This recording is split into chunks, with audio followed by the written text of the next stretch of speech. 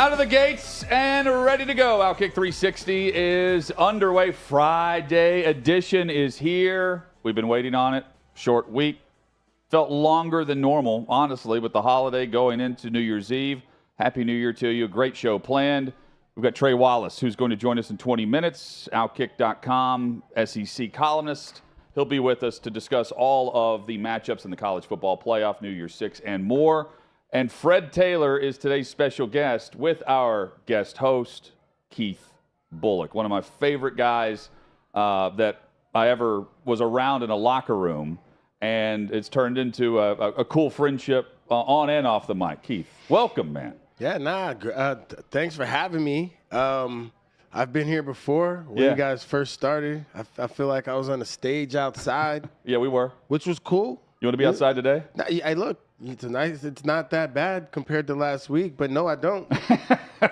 You got a nice, cozy studio. I just had me some, what is it? Oh, White Duck Taco Shop. White Duck Tacos. I got a beer. Hold up. You got the Pilsner? Got the Pilsner. We cheers earlier, but cheers. Cheers to Yeehaw Beer and Old Smoky Moonshine. We're just getting started, but so far, this might be one of the best shows that I've been on. I can't even lie. Let's go. All we need is Lindo White to make it the best ever. You know what? You guys just need to have him on. I need to tell these guys need to come by themselves. I don't want to steal their thunder, because I might do that. But these dudes, they need to come by themselves, man. I know you got your own, there's like we got our old 8-man crew in here. Yeah, one guy left early. Jammed it. Yeah, he didn't leave early. He left on time, but he was here earlier. That's how I know he gets the job done. Keith gets it done. So you get up early every day. I do. You've gone from, and you've invested in a lot of things throughout your career, but you are all in with more than just finances. I'm saying with your new venture, which is a local coffee shop. It's not local. It's a chain. Yeah. But you own your own here in town with Just Love. Yeah, I'm all in. Too far in. You're cooking. You're cooking it sometimes. Yeah, you know what? Now I can't help myself because it's like when I first got it, and Just Love is a local coffee cafe here. Rob Webb, who was born in Nashville, went to Lipscomb. He and his wife, they adopted 2 children, and they realized the process was long, and it was, on top of being long, it was very expensive. So he just started roasting beans in Murfreesboro, Tennessee, which is about 35, 40 minutes from where we are right now. And people were like smelling the aroma of coffee. And they're like, oh, can we buy some coffee? He's like, I don't sell coffee. It's like, I just roast beans.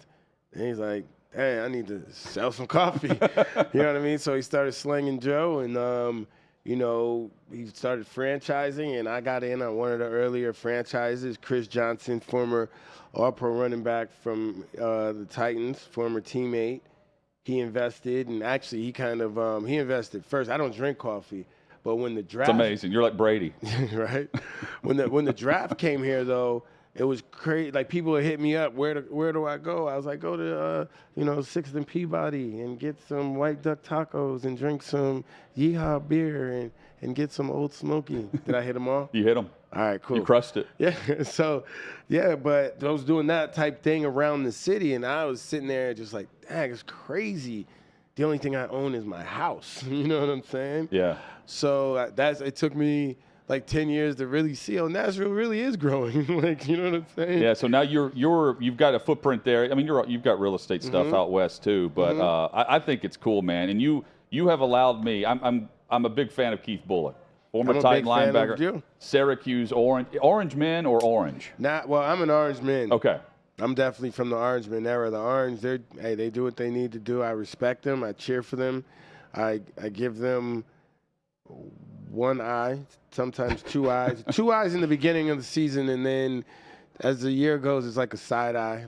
Because we started off 6-0. Yep. And we finished 7-8, maybe something like that. But that means we lost a lot of games in the end. So I was never— You finished like the Titans. Yeah, I was never absolutely drinking the juice. And that's funny because the Titans, with a win, can make the playoffs. I know. So we were both at the game last night, Thursday Night Football. Keith sees the game differently than I do. I sit in a very quiet press box. He's always in a suite somewhere at Nissan Stadium. And I know you've been talking at length about this game all morning as well. But you're right. The Titans have now lost 6 straight games. And there is, in effect, and it really is this, it is the AFC South championship game in Week 18, regardless of what happens between Jacksonville and Houston on Sunday. The Titans and the Jags on what I think will be Saturday night or Sunday night football, they will play for the right to go to the postseason, and they will actually host a game. They will be hosting the 5 seed right now. We'll get to this in a bit. You've got a number of contenders in the mix, but Baltimore, Miami, Chargers, maybe the Jets. There's still some contention there on how we finish the final 2 weeks, but it's not inconceivable, at least in my mind, that Jacksonville could win a couple of these. Yeah. I wasn't talking about Cincinnati last year, for instance, right, at this time. But the Titans will be backdooring their way in potentially on a 1-6 record going into the postseason. And they're doing it right now with Josh Dobbs, who in his first career start did much better than Malik Willis since Ryan Tannehill's been out. And if you just compare the passing yards, and stats aren't everything, if you just compare the passing yards, there have been 12 games this year where Tannehill didn't reach that mark that Dobbs did last night. So I don't think there's any question who's starting against Jacksonville. The problem is I know Trevor Lawrence is starting for Jacksonville, at least as of right now. That Peterson's playing his starters. That's what he said against Houston. I think that's dumb. You can correct me if you disagree. But for the right to go back to the postseason for them for the first time since 2017, second time since 2007. This will be the third, excuse me. They've got to make sure that Trevor Lawrence is healthy. I don't know why they're playing him this week against Houston. Well, they're playing him because, Doug Peterson's trying to establish a culture. You know what I mean? He doesn't want a young team to kind of cruise into the playoffs like, oh, yeah, we did it. We just got to win. Like, look, the Titans could do what they need to do.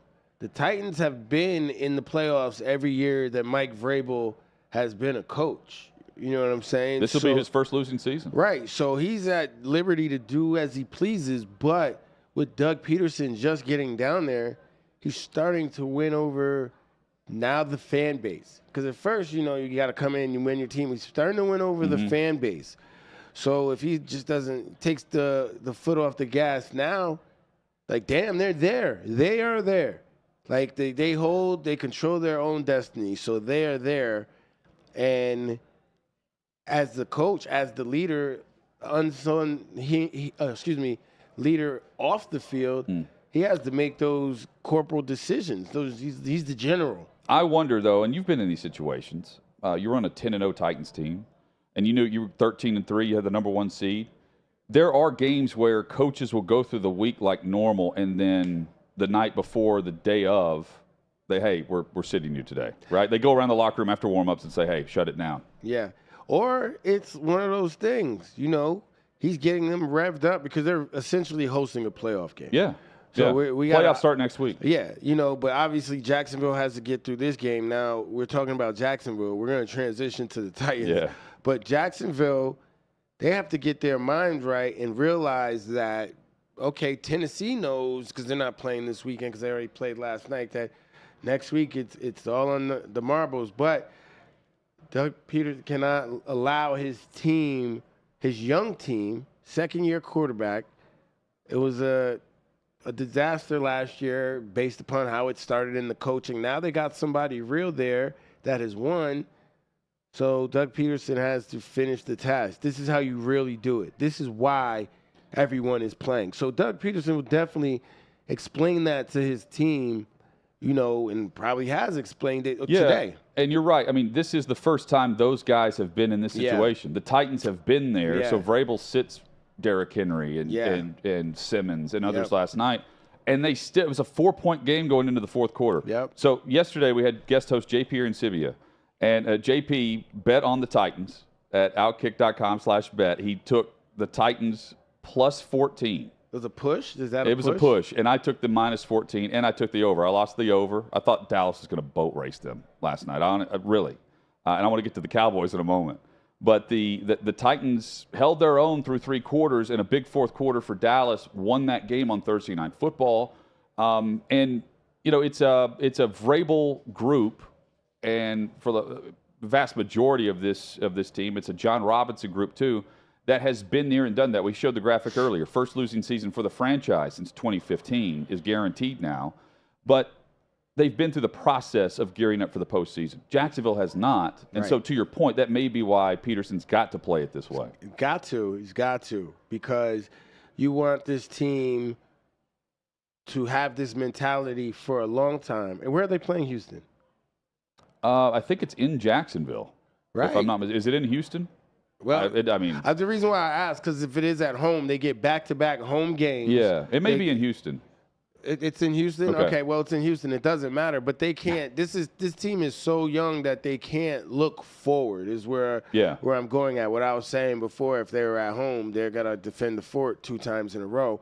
You can't look forward to defending the fort and really hosting – they'll get 2 playoff games, correct? I mean, they'll get the playoff game if they win the South. Yes, guaranteed. So, essentially, to be able to host 2 playoff games with a first-year coach – no one really thought they were going to do anything.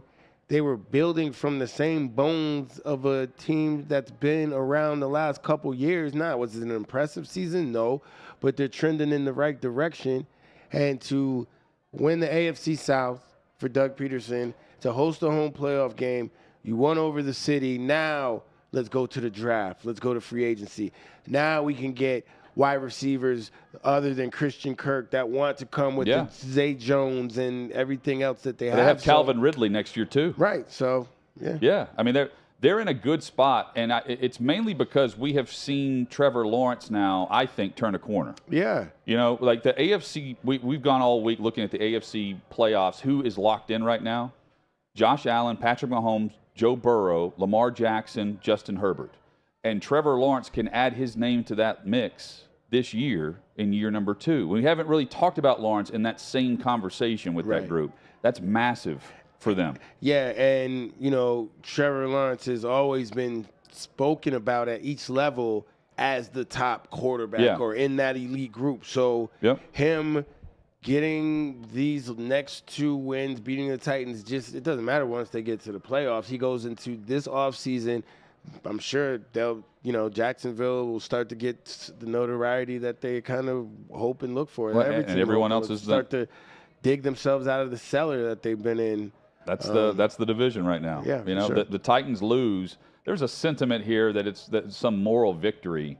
The defense to me last night against Dallas has played the same way as they have all year. They're very gritty, tough, physical.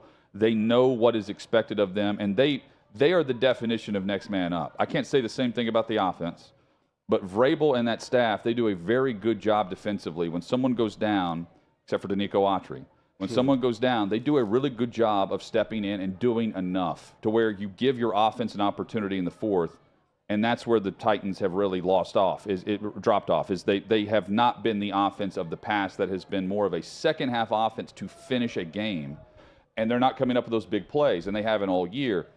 But we saw some offensive spark from Josh Dobbs in his first career start. There's no question in my mind he's the starter going into Jacksonville. We know that Tannehill's on injured reserve. He's not coming back this year. Nice job by Dobbs. The interception late in the fourth also tells you why I'm a little hesitant to say, Jacksonville's got to worry about this. Jacksonville's still right now the better team. And I'm also judging this based on what Dallas did. They turned the ball over 3 times in the first half. And I saw what you said. Dallas, to you, is not a true contender because of the mentality of their head coach not going for it in a certain situation. Yeah. And what I mean by that, like everybody, you were at the game last night. So I thought it was great. It was a night game. They turned off the lights. They flashed the lights. Who run it? Who run? You know what I mean? And, I just thought, I just went back to, when I played and wasn't on, such a good team. And, running out of that tunnel with all that lights and the night game and all that energy, that's what's up. You always feel when you run out of the tunnel, you're going to win. and you got a chance. But I immediately thought to the New England Patriot game when we lost 59-0. Oh, I had that same feeling when we ran out of the tunnel. Yeah, but you refused to go out of that game. Yeah, nah, for sure. You're one of the few that didn't tap out. And that's why I gained. Look, you know what? Let me finish to what you're saying. So with the Cowboys, it's one of those things. You're supposed to roll this team. No one in that stadium. The most exciting thing for Titans fans. And they really were on it. They were super, and all they cared about was their boy Josh Dobbs was getting the opportunity to start. Because Josh Dobbs is a Tennessee Vols legend. We're in Tennessee Vols country. Yes. So, and his last start came in that stadium in the Music City Bowl. Exactly. It's been a while. And to get the opportunity to see him as a pro, to go out, you follow people, you always follow people's careers, but so many people, and, I've learned what type of person he was outside of, football, and I know we all expand further than how we are with what's shown. For but sure. I just never met him personally, so it's even great that. So, like, the fact that he's rising to, well, I'm not going to say. He would have rose to the occasion if they won, but he did more than expected, and it gives them a chance. Yes. Also, I think it's an even game when they play Jacksonville with Josh Dobbs. Okay. I feel like he makes it even just because of his decision making. He commands the offense. He comes out and controls the situation, and he makes decisions. He makes sharp decisions, whether they be good, bad, or indifferent. He's not sitting there, in limbo. He's making a decision. Nothing was chaotic last night. Right. Right. And that's it looked like difference. An offense. Yeah. When you watch a backup quarterback, that's what it should look like. By the way, Keith will vouch for this too. Like I'll speak for him. We're not saying this is a great option for Tennessee. No. There are no great options. This is the better of the bad options right now at quarterback. Yeah, no, it was crazy to me when I found out Josh Dobbs was starting. He's only thrown 17 passes in his entire 6-year career. Last night was his first start. So to me, I think that, look, the writing's on the wall for Malik. Yeah. Or they're bringing all three back, and they're going to, have a competition and maybe bring in a fourth to, bring that competition up to par. But whatever it was, they could say what they want. They've seen Malik enough to know that they need somebody to help them through, and Josh Dobbs was the best option that was out there. All right, so in 60 seconds, Mike McCarthy chose to kick a field goal. Yeah. Right, in the first half. Mike McCarthy's not a savage. He's not hungry. Like, if you got a playoff team, I'm sending this weaker team a message. You know what I'm saying? It's 7-0. We got Dak, CD. We got all these weapons. Look, a 4th and 2 on the 30 going in. Yeah, I'm lining up, and I'm running it down your throat. And then we're going to get 7, and now we're up 14-0. Now I'm giving you something to think about because I know you're playing with a backup quarterback, and Titans can't even come back when they have their starting quarterback. It's hard. I shouldn't say they can't even. It's hard for them to come back when they have a starter. So, yeah, I'm trying to go up 14-0. Let's get this thing over with. You know what I mean? You caught yourself. Yeah, I did. He's 1 for 1 so far. Keith Bulluck sitting in the seat of Chad Withrow, who is snowed in Nebraska. Wow. The entire week. Yeah, he drove 13 hours. I told him, hopefully there's no crying with the 2 girls in the back. He goes, there will be crying, both by them and me tough. on the drive. What up, Chad? Yeah, Withrow's watching. He gives us a thumbs up here. You can join us in the chat as well. Just search out OutKick 360, YouTube, Twitter as well. And you can join us at OutKick.com. Joining us next is Trey Wallace. We'll switch gears, and we will get into the college football playoff, Tennessee and Clemson later tonight. And then later in today's show, the Cowboys, T.O., is he really, Terrell Owens is really contemplating a comeback? Is there a team that will really bring him in at the age of 49? We'll get KB's thoughts on that too. Trey Wallace next on OutKick 360.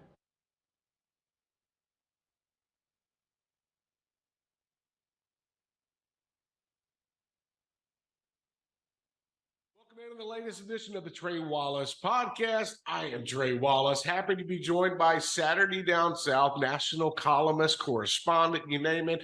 He does everything. Connor O'Gara, what's up, buddy? How are you?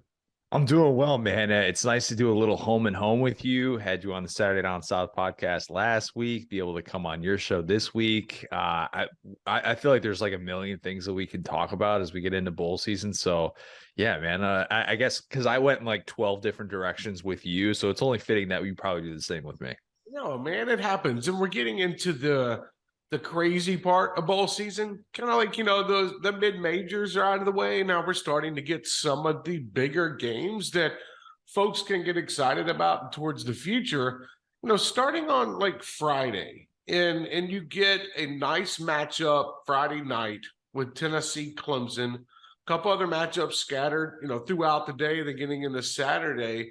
If we're looking outside of Ohio State and Georgia and TCU, Michigan, are there two or three games that stand out to you? They're like, okay, these have little implications towards maybe the 2023 season.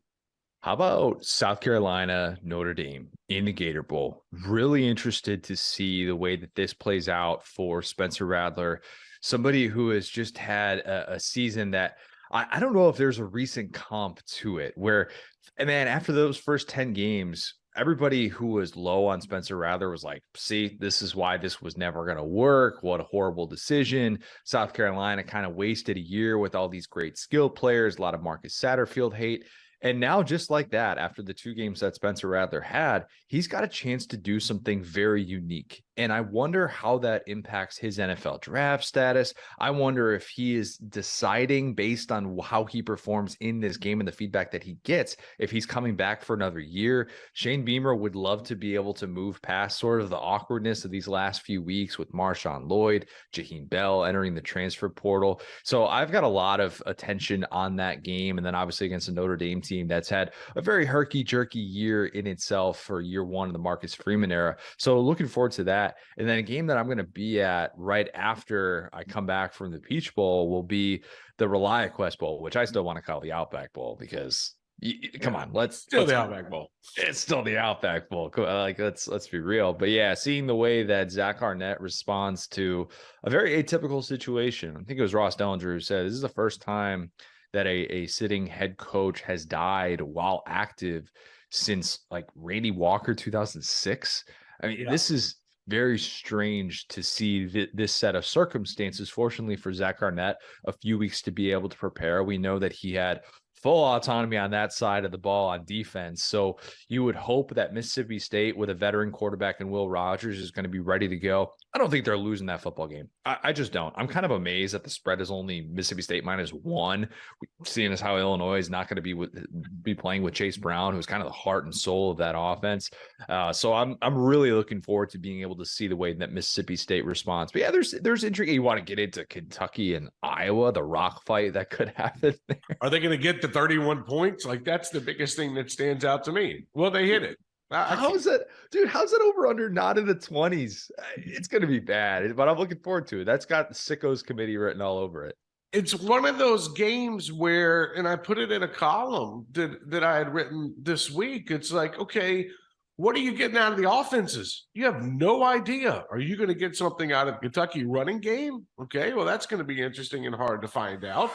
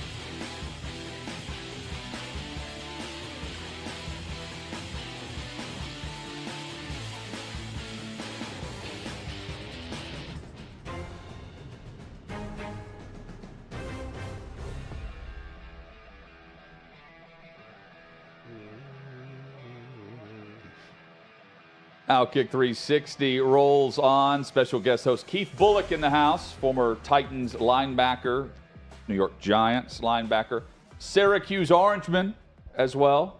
For sure. One rule we have today, if we give the update on South Carolina Notre Dame, which is about to kick off, we have to ask Colin Warner, our executive producer for radio. He does everything for us on the audio end. Massive Irish fan. He has requested not to know the score. I don't know why he thinks he can pull this off, but I'm going to do everything in my power to let him know before we give a scoreboard update throughout the show. So we'll have him step out, and then we'll have a scoreboard update of South Carolina and Notre Dame. And I know Trey Wallace will be watching this game, as well as tonight's Orange Bowl between Tennessee and Clemson, and much more with the college football playoff and Alabama, Kansas State, and more of it all covered at OutKick.com. Trey joins us weekly to chat all things college football. Trey, how are you, man? I am good, guys. I don't know how you're going to keep that away from him. Maybe just react to a big play, but don't announce if it's a touchdown or not. Like, you can just do that. So, or I could just go ahead and tell you how it's going to end. But either way, we're good. What do you think the offseason is going to be like for Shane Beamer if the Gamecocks finish by beating Tennessee, Clemson, and Notre Dame? Yeah, I think you kind of flip the switch a little bit on how it's been for the last 3.5 weeks in Columbia. I mean, it was, Jonathan, it was full like meltdown mode. And you saw it. Shane Beamer had to come out in a press conference and name off, why Dow Loggins should be the offensive coordinator. Like, did you hear Keith's reaction? Oh, I heard him. Trust me. No doubt. He's there. Look, you go from one spectrum of beating Tennessee and Clemson, and then you're having to explain yourself. Now you have Notre Dame sitting in front of you today. This is a big win for them if they can grab it. Get to 9 wins on the season, get into the off season, with a lot of momentum. See what you can do with the quarterback position, and you have to see what you get under Dow Loggins as the offensive coordinator. So it's going to be interesting to see what Beamer and them try to pull off this afternoon. How much weight do you feel, in your opinion, obviously, do these bowl games mean when these kids can, you play a whole season and then, okay, I'm going to transfer to another team, and you don't get to finish what you kind of completed. It's a little selfish. I think the NCAA has to kind of figure that part out. But yeah, how much weight do these wins ultimately hold moving forward? I think it depends on maybe the game, and I hate to break it down like that, but look what happened to Ole Miss the other night when they lost to Texas Tech. They had lost 5 games in a row to close out the season. You look at other teams, Arkansas, they had a rough part of the second half of their season, but then they beat Kansas in a bowl game, so you got a little bit of momentum. I think this is a big deal for South Carolina. I think it's a very big deal tonight in Miami with Tennessee and Clemson, because if Tennessee can get that win tonight, somehow stop Clemson and Cade Klubenek on offense and be able to hold him maybe under 28 points or whatnot, we see what Joe Milton can do. All I'm saying is it sets it up for 2023, because a lot of these players you're seeing tonight in this bowl matchup, they're going to be guys that are going to be around in the spring. And so you're kind of getting an early look. So, Keith, if you can get some, if these guys can get a little momentum into it, into the offseason, I think it's big. And for some schools, it doesn't matter. They'll turn the page. They'll start winter conditioning in 3 weeks. Kids are going to go home, enjoy their families and whatnot. And so it probably just depends on how the season's going, in my opinion. And I think with the opt-outs and whatnot, I think it's understandable in certain cases, like Alabama, where they take out, an insurance policy on Bryce Young and Will Anderson to try to make them feel more comfortable in playing in the bowl game. But there's just a difference. You don't see players opting out at Alabama. And I'm not saying it's because of coaching or anything like that.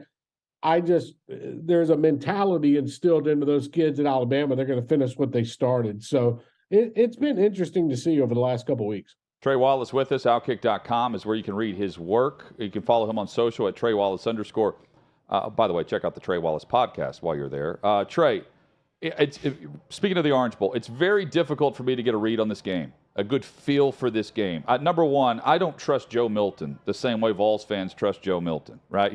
We know he's not Hendon Hooker. I'm not certain he's the guy next year, but some people are. So I honestly don't think we're going to have that answer tonight either. I think it'll be very in the middle for what that's worth. Again, I don't think we'll have a good feel for this. However, Tennessee's offense, they led the nation in rushing touchdowns. That doesn't get nearly enough attention. They have their offensive line intact right now as they take on Clemson. If they control the line of scrimmage against a solid and NFL-worthy group of players on the Clemson defense, what type of game are we in for here? Because I honestly don't know. I don't think we get a shootout. Like, I don't think this turns into like Alabama, Tennessee, where, it's in the 50s and whatnot. I think Tennessee, and not on purpose, but I think they might slow this thing down with their rushing attack. We'll see about Jabari Small, but you've got guys like Jalen Wright, Dylan Sampson. You got an offensive line for Tennessee that's playing really good football. They're going to have Darnell Wright playing tonight. So if Jabari and these other two can get going, and then maybe they figure out a way to get Joe Milton involved in an RPO or get him going down the field, maybe that changes it up a little bit. Because I'm kind of with you, Jonathan. Like, I don't trust Joe Milton right now to be able to complete a pass on every other play. Yeah. I could see him hitting a 30 to 40 yard bomb, every 5 plays or something like that, or at least trying. But I don't know if I don't see him the same way as like Hendon Hooker running the offense, which is obvious. But I think tonight is a nice preview of what you can get in the spring. What if this kid comes out and Joe Milton tonight, he throws for, I don't know, let's just say 250 yards and he's got 3 touchdowns. So you're setting up the quarterback competition in the spring practice, because it also, like Nico coming in, no offense to Nico, but he's an 18-year-old kid who needs to put on 25 pounds and learn a college offense. Yeah. So it's going to be, you can say it's an open competition, and it probably will be, but Joe Milton has been in the system for a very long time. So I promise you, Tennessee coaches are hoping he steps up tonight and takes that next step as a quarterback at Tennessee, because it would be a really, really good insurance policy to have in 2023. So, Keith, earlier this week, Joe Milton apparently threw an orange at the Orange Bowl over 100 yards. But the thing about Milton, and we've all seen him play, the thing about Milton is he has no touch. And I want to see him complete a pass for 15, intermediate, 5 to 15 yards without it being just a rocket off the chest of a receiver. Everything's exactly the same with him, and that's not always a good thing whenever you're the receiver or the tight end or the back out of the backfield that's just trying to get a touch pass and then stay in space. Well, what, maybe Keith might agree with this, and I'm interested to get his take. So Joe Milton, without Tennessee's 2 starting wide receivers tonight, Joe Milton, who has been working with the second string, you're going to see the second string wide receivers that are going to be actually playing tonight in Ramel Keaton, Squirrel White, and whatnot. So, like, how big is that young man has been working with those second teamers all year long, and now they're shuffled into the first spot, Keith? Yeah, I think that's huge because, like you said, when he was getting those opportunities, those are the guys that he was building the rapport with. Those are the guys that he was getting his timing down with.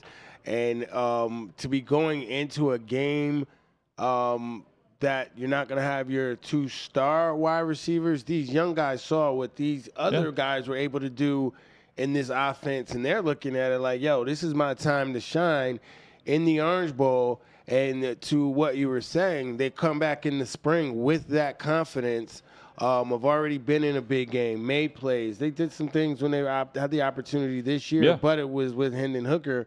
So to get out there with their guy that's possibly going to be at the helm next year is very beneficial, especially if they go out there and able to perform. Trey Wallace with us, OutKick.com. Trey, how do you beat Georgia? Figure out how to stop 6'7", 360-pound Jalen Carter along the defensive line. I mean, Ohio State's going to have to double team him. They're going to have to try to run the football, get to the edges. Georgia's so fast. I think that, a lot of people forget how fast they are, at the running back spot. Stetson Bennett is like a little magician when it comes to him getting outside the pocket. Yeah, he's sly. It's a great story. 15, 20-yard type plays. He can get down the field. I think, they're going to have to force Stetson Bennett into some mistakes tomorrow. I think that, an interception or two, try to figure out how they're going to stop the rushing attack. And look, Ohio State's a good football team. They're speedy. They have the receivers do it. C.J. Stroud, in my opinion, is a good quarterback, and a lot of people feel the same way about that.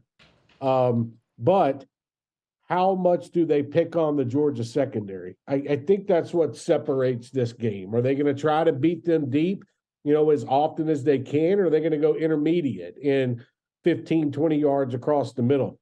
I look at this game, and I think Georgia's defensive line is so dominant that you're going to see C.J. Stroud having to get outside the pocket numerous times. And how does that come to fruition when it comes to plays down the field? Like, I think that's what stands out to me. I think this is a ball game in the fourth quarter.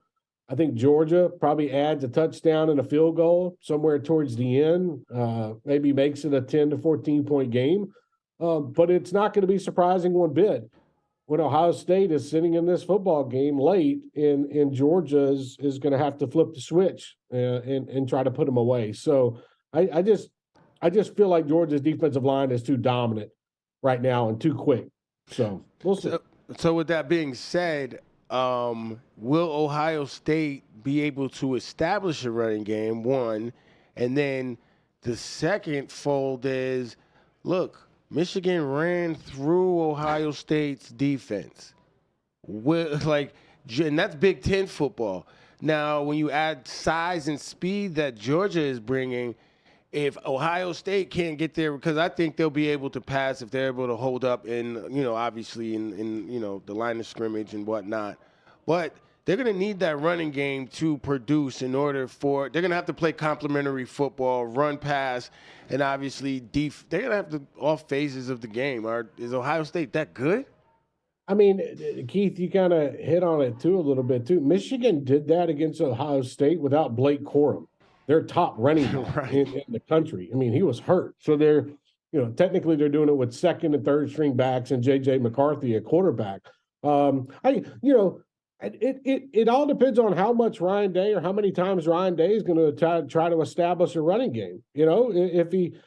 If they get shut down, let's say 15 out of the first 22 attempts, do you keep going back to that well, or do you try to play Georgia, in the passing attack, and then Georgia can play 4 men on the line of scrimmage and just sit back if they want to in zone or dime and say, okay, try to pass the football. Mm-hmm. So it's one of those things. And, Keith, you would probably know this. I mean, if you got a quarterback like C.J. Stroud, are you putting a spy on him the whole game and just saying, okay, we're going to put our fastest defender on C.J. Stroud for the whole game and see what he does trying to beat us out of the pocket? I think that's one of the things you have to look at.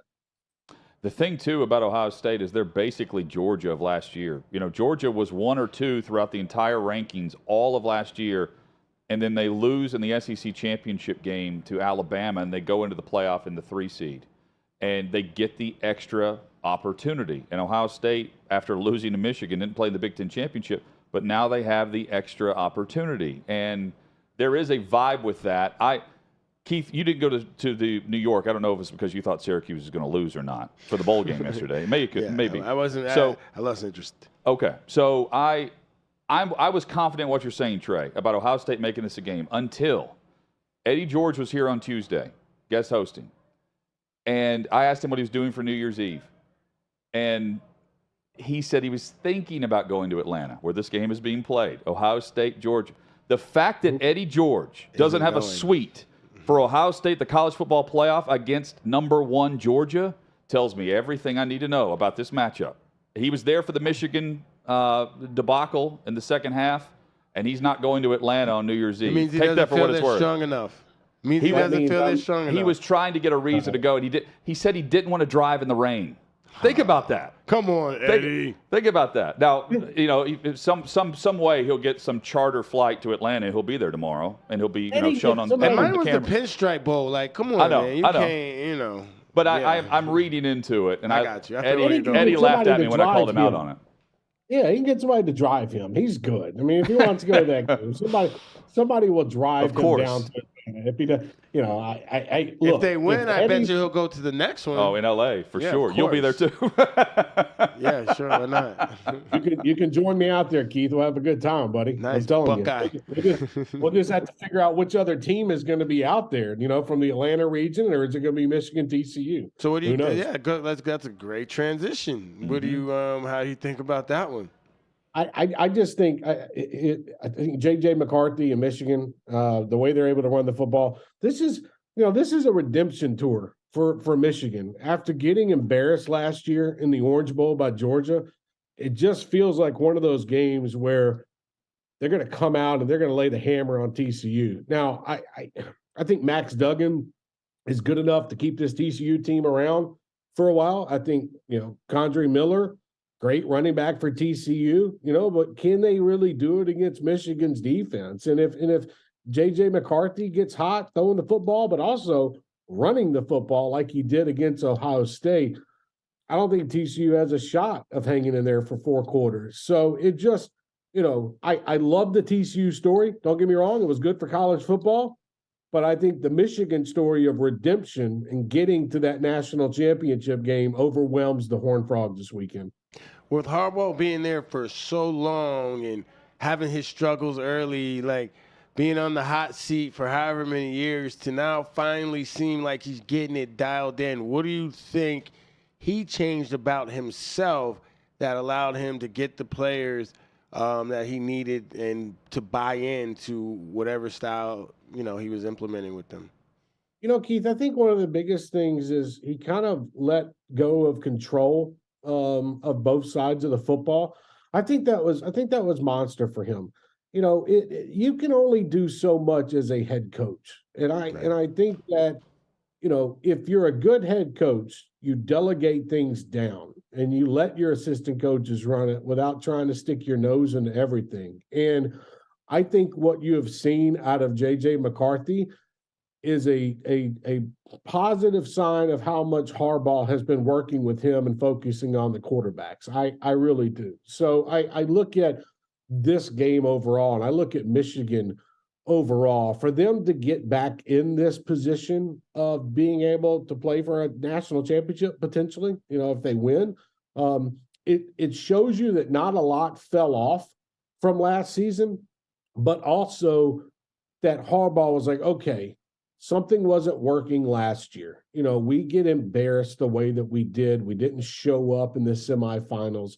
Let's go back to the drawing board. And I think you have seen that this year with the Michigan offense, which I give a lot of credit to. It's a darn good one. If they had Blake Corum, they'd be even more dangerous. Like that, it'd be ridiculous. So I just think he has not changed his coaching philosophy, Keith, but I think he has decided, okay, maybe I should only focus on maybe 1 or 2 things, not 30 things going on in my organization. And just to pick up there in a final thought, Trey, as we go into the weekend, and we'll recap everything next week with you, to Michigan.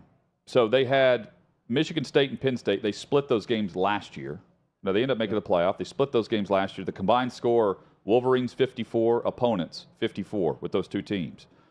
They beat Ohio State by 14 at home last year. Michigan then destroys Michigan State and Penn State this year. Combined score there was 70-24 compared to last year. And they beat Ohio State by 22 on the road with a massive rushing performance without Corum. I know he carried a handful of times, but without Corum. That's right. A difference. And I think that starts on the offensive line.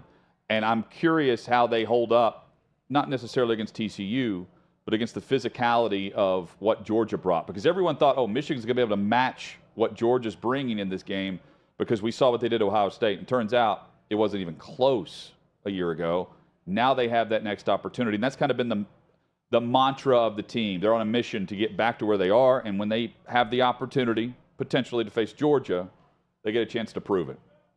And let's not forget last year, Jonathan, that was a once in a generation type defense from Georgia. No doubt. Yeah. Like that defense was, I mean, we've seen some good Alabama defenses in the past. That Georgia defense, I put that up against any defense we've seen in the last 20 years.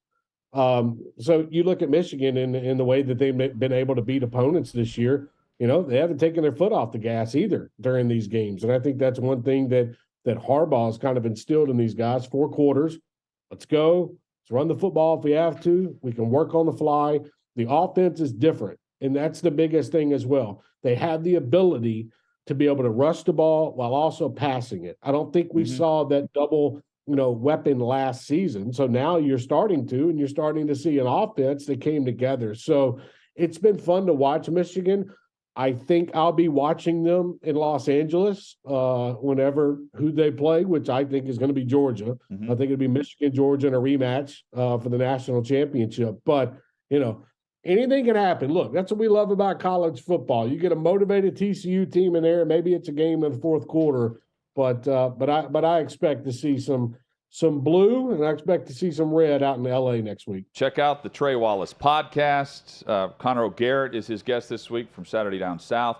You just go to OutKick.com, click on shows. Everything drops down right there, and you can catch it each and every week. Trey, enjoy Charlotte, enjoy the wedding, and all of the college football tonight, all day today. We got 3 games in progress right now, and, of course, the college football playoff. Happy New Year to you, man. We'll catch up next year and next week. Happy New Year, guys. Have a great weekend. Thanks so much. Trey Wallace joins us weekly. Coming up in 14 minutes, Fred Taylor will join us. Jag's great. He's in the 10,000-yard club. He should, you could say he should be in the Pro Football Hall of Fame. Every former player that played against him has told me Fred Taylor is a Hall of Famer. We'll chat with him. That's coming up in less than 15 minutes when we come back. Keith, I've got the outright winners in the NFL. Underdogs right now that I'm saying put your money on at outkick.com/bet. And I've got 3 this week. We're not parlaying this. I get to pick as many games as I want. 1, What made 0. you pick these? I've got 3, and you can crush me when we come back if you disagree. That's next on OutKick 360.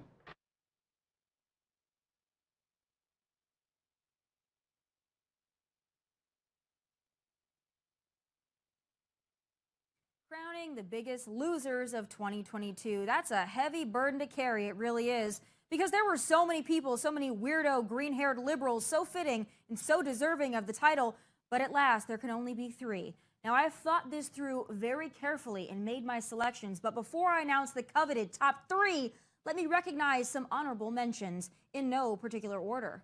Woke Disney, TikTok challenges, and the people who ate the things in the TikTok challenges, Kanye West, Balenciaga, Sam Brinton, the Biden non-binary nuclear waste czar with an affinity for women's luggage, masks and the healthy young people still wearing them, old Twitter and the pedophiles who ran it, the state of Pennsylvania, which elected not only a vegetable, but an actual dead person, and last but not least, the blowhard ladies of The View who, with each passing day, remind us that liberalism is indeed a degenerative disease of mind and body. But now on to the big kahunas, the top 3 losers of 2022. You ready? Coming in at number 3 is the University of New Mexico, whose students were so triggered by little old me speaking at a totally voluntary after-school event, they decided to riot, assault officers, and given the opportunity, rip me limb from limb. Now, these triggered green hairs were so offended by the thought of thought, their behavior necessitated the state police and SWAT team to be called in to quell the madness. These were not students. These were feral animals that have been given far too long of a leash for far too long. So might I suggest therapy or a rabies shot? And it's not just UNM, folks. Campuses across the country have become so hostile to diversity of thought, this kind of behavior is becoming the norm, not the exception. Our education system is crumbling at every level, and like hell, will we the taxpayers be on the hook for they-them student loans. But coming in at number 2 on my list is the dumbest press secretary, perhaps person, to ever stand behind a podium, lectern, or any object for that matter, Karine Jean-Pierre. One of the reasons that I want to be very clear that to folks that the border is not open and we will remove move using Title VIII is because by not being very clear on that, we are doing the work of the smugglers. Today, President Biden met with 3 U.S. winners of the 2022 Nobel Prize, Dr. Caroline Bertozzi, who won the Nobel Prize in Chemistry, Dr. John Clauser, who won the Nobel Prize in Physics, and Dr. Douglas Diamond, who won the Nobel Prize in Economic Sciences. Can you address whether the president was involved in any of his son, Hunter, or his brother's foreign business deals? So look, there's some a little bit of interesting, kind of on-brand thinking here. But I think the confusing part is why, if she and the family is top of mind, does the president think that she's living and in the room? I don't find that confusing.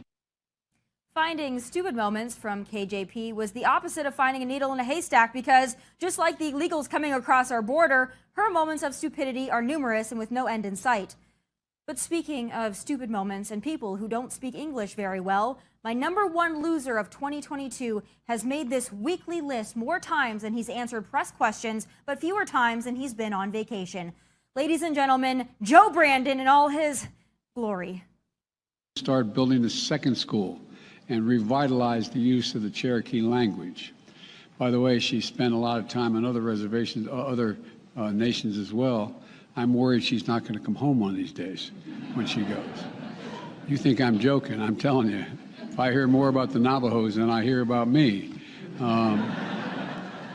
you all think I'm kidding, don't you?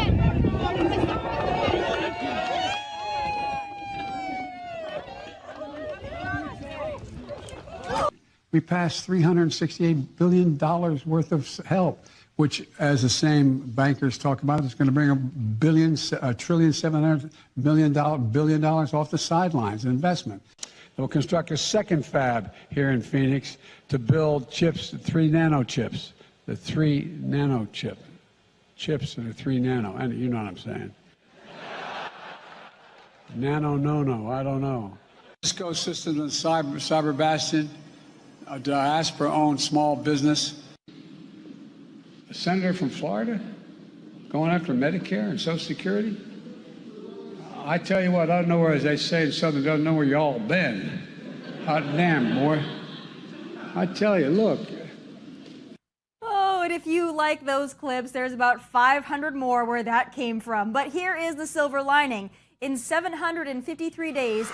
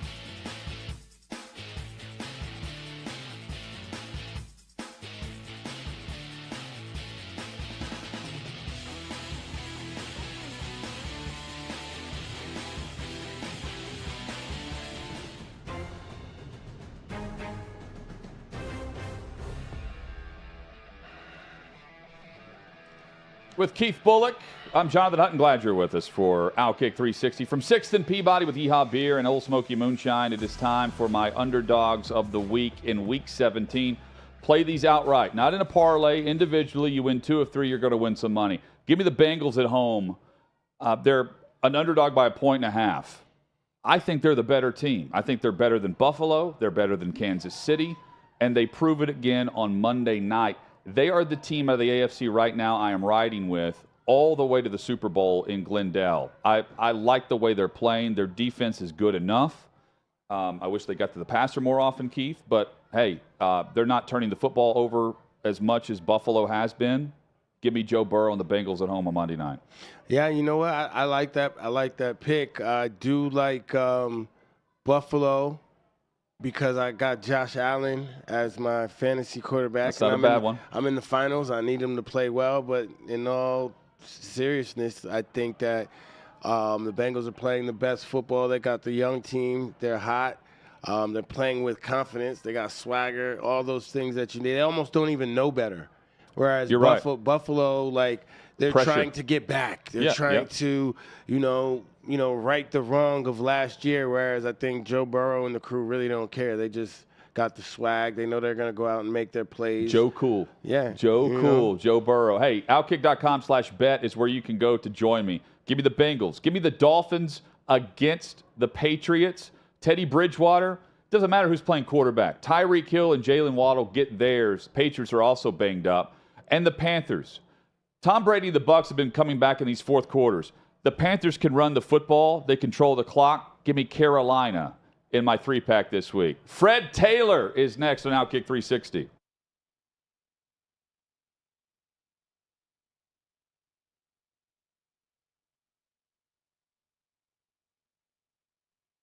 Yeah, I think because things, transitioned from that regime side to that fundamentalist side. So we also had to change some of our tactics and our procedures and everything else and how we did things to cope with these guys, because they were coming up with some ingenious ways of doing things along the line as well, with some of the IEDs, some of the, the booby trapping the houses, things like that, using the cell phones to call to detonate everything. So it became, I think, as much as you say, more violent in that way, because with the regime guys too, we knew that there was the end state was trying to get Saddam, so that we needed intel as well. We needed to gather that intelligence. There was only so much that was there from previous, just historical data. Then we had to actually make it real intel and workable intel. But with the fundamentalists, if you gave them a chance to vote, and we'd say vote based off, okay, does this guy want to is he going to go along with the capture, or is he wanting to fight? And then let's see who wins. They would rather fight than do anything. There was, so many times guys would detonate suicide vests, because it's like, well, they're not going to take me, clack themselves off, thinking they're killing, other folks around them. But, they just, I don't know, they just were different folks. And it was like we had to get more violent in a way, because again, we were going after intel and doing things, and our procedures and everything on the battlefield just had to kind of adjust, just like they were doing. That's crazy. I truly cannot imagine. And I was in college. I started college in 2010. So I was in high school when things were getting kind of real bad in the 06, 07 era.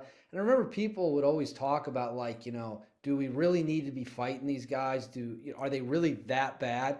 I'm like, this Zarqawi guy's literally chopping people's heads off, right? And don't think it stops there. Like, if this guy could, he'd chop all of our heads off too. Fortunately, they dropped a couple bombs on him, I believe, if I recall correctly. So now I want to get into some comparing and contrasting. What were the big differences between fighting in Iraq versus fighting in Afghanistan? Was it mostly the terrain? Was it the level of the combatant? Like, what were the big takeaways that were different from each other? I think early on with Afghanistan was, everything was so spread out. Everything was so far in between, and we didn't have many helo assets early in the war, just because of how, basically really having to share them along with the other task force and things like that. And so there was a lot more driving, or you would get flown to an area and then you'd be there for a bit, and then, oh, you're not getting there, you're not getting back to your home base for a while. So you're trying to make do of it, and literally just sometimes sitting around doing nothing. But then within Iraq, you had more cities, bigger cities, everything else that we were hitting. Granted, you had Kandahar, you had Kabul, but everything really wasn't happening in those locations. It was farther out, because, where the terrorists had their training camps from, years before us ever getting there. But then within Iraq, they could hide right there in the cities. There were, so much, just open roads, everything around, and everything else, at a lot more built up areas, and it was an easier road system to get around. So it made it easier for them as well to move around. The terrain, definitely changed throughout. Iraq, you had your river valleys in a way, and you had the humidity, you had palm groves, everything else. And then you had your rocky mountain areas, dry areas. But then Afghanistan was just so severe with the mountains. I mean, that that's some treacherous terrain in itself.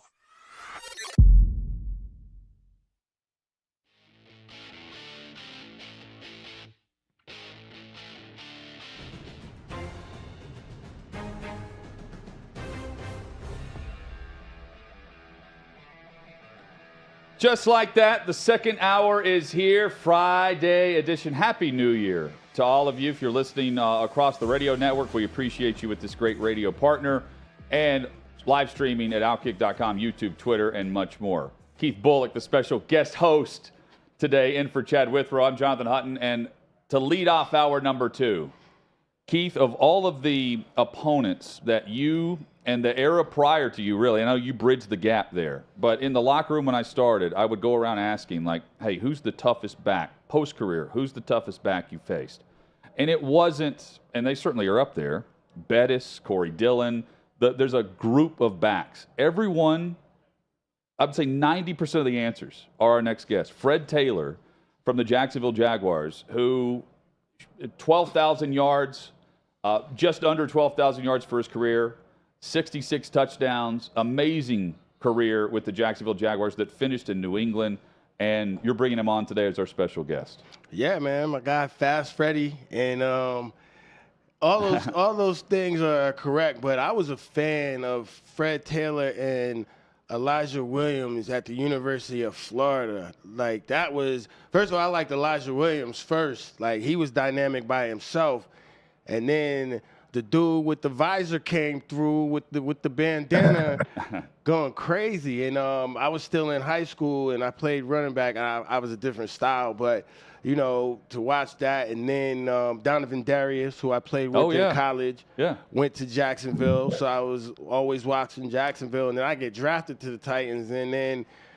like, he had already done cut the Titans up so many times that Marcus Robertson, Blaine, Eddie Robinson, all those, Samari Rowe, Javon, like, that's who they were worried about. They were worried about Jimmy Smith and, you know, Keenan and Brunell. But, look, you better take care of Fred, and that's just what gets burnt into your mind as a rookie, and that's just what it was. Fred, welcome in, man. Thank you for the time. Hey, I appreciate you guys, man. I always appreciate you, Bully. You know how I feel about you, brother. Always love, man. No doubt. We've developed a real brotherhood and a real bond, you know, from our playing days on through our post-career. I support him back each and everything he does. You know, from him in there flipping and making waffles, serving good people, good coffee down there in Nashville. We were actually there recently doing some stuff with the Pivot podcast, and Bully came out. We hung out together, man, just kicked it. But I'd rather be in a place like y'all. Where's my smoky whiskey and my IPAs? Come on, man. I'm slipping. Next time you're here. I didn't know what kind of show we were doing. Man. Next time. You should have had the Happy Dad. I seen you come out flagging. That's why I had to put the Titans thing up there. You know, I know you do the Jacksonville. You're very involved with the team and everything. And, you know, the Titans are you know, they're trying to back their way up in the playoffs. And down in Duval, them young boys, they're playing right. They're playing real ball. How's the barometer down there, the field, and, you know, just a little recap of how you've seen the season through your eyes to where they are now. You know, it's NFL football, man, November, December, right? And now with the addition of the extra game, it goes into January. But, you know, momentum is real. We always talk about sport. You know, Tennessee obviously didn't start great. Then they picked it up throughout the gut part of the season.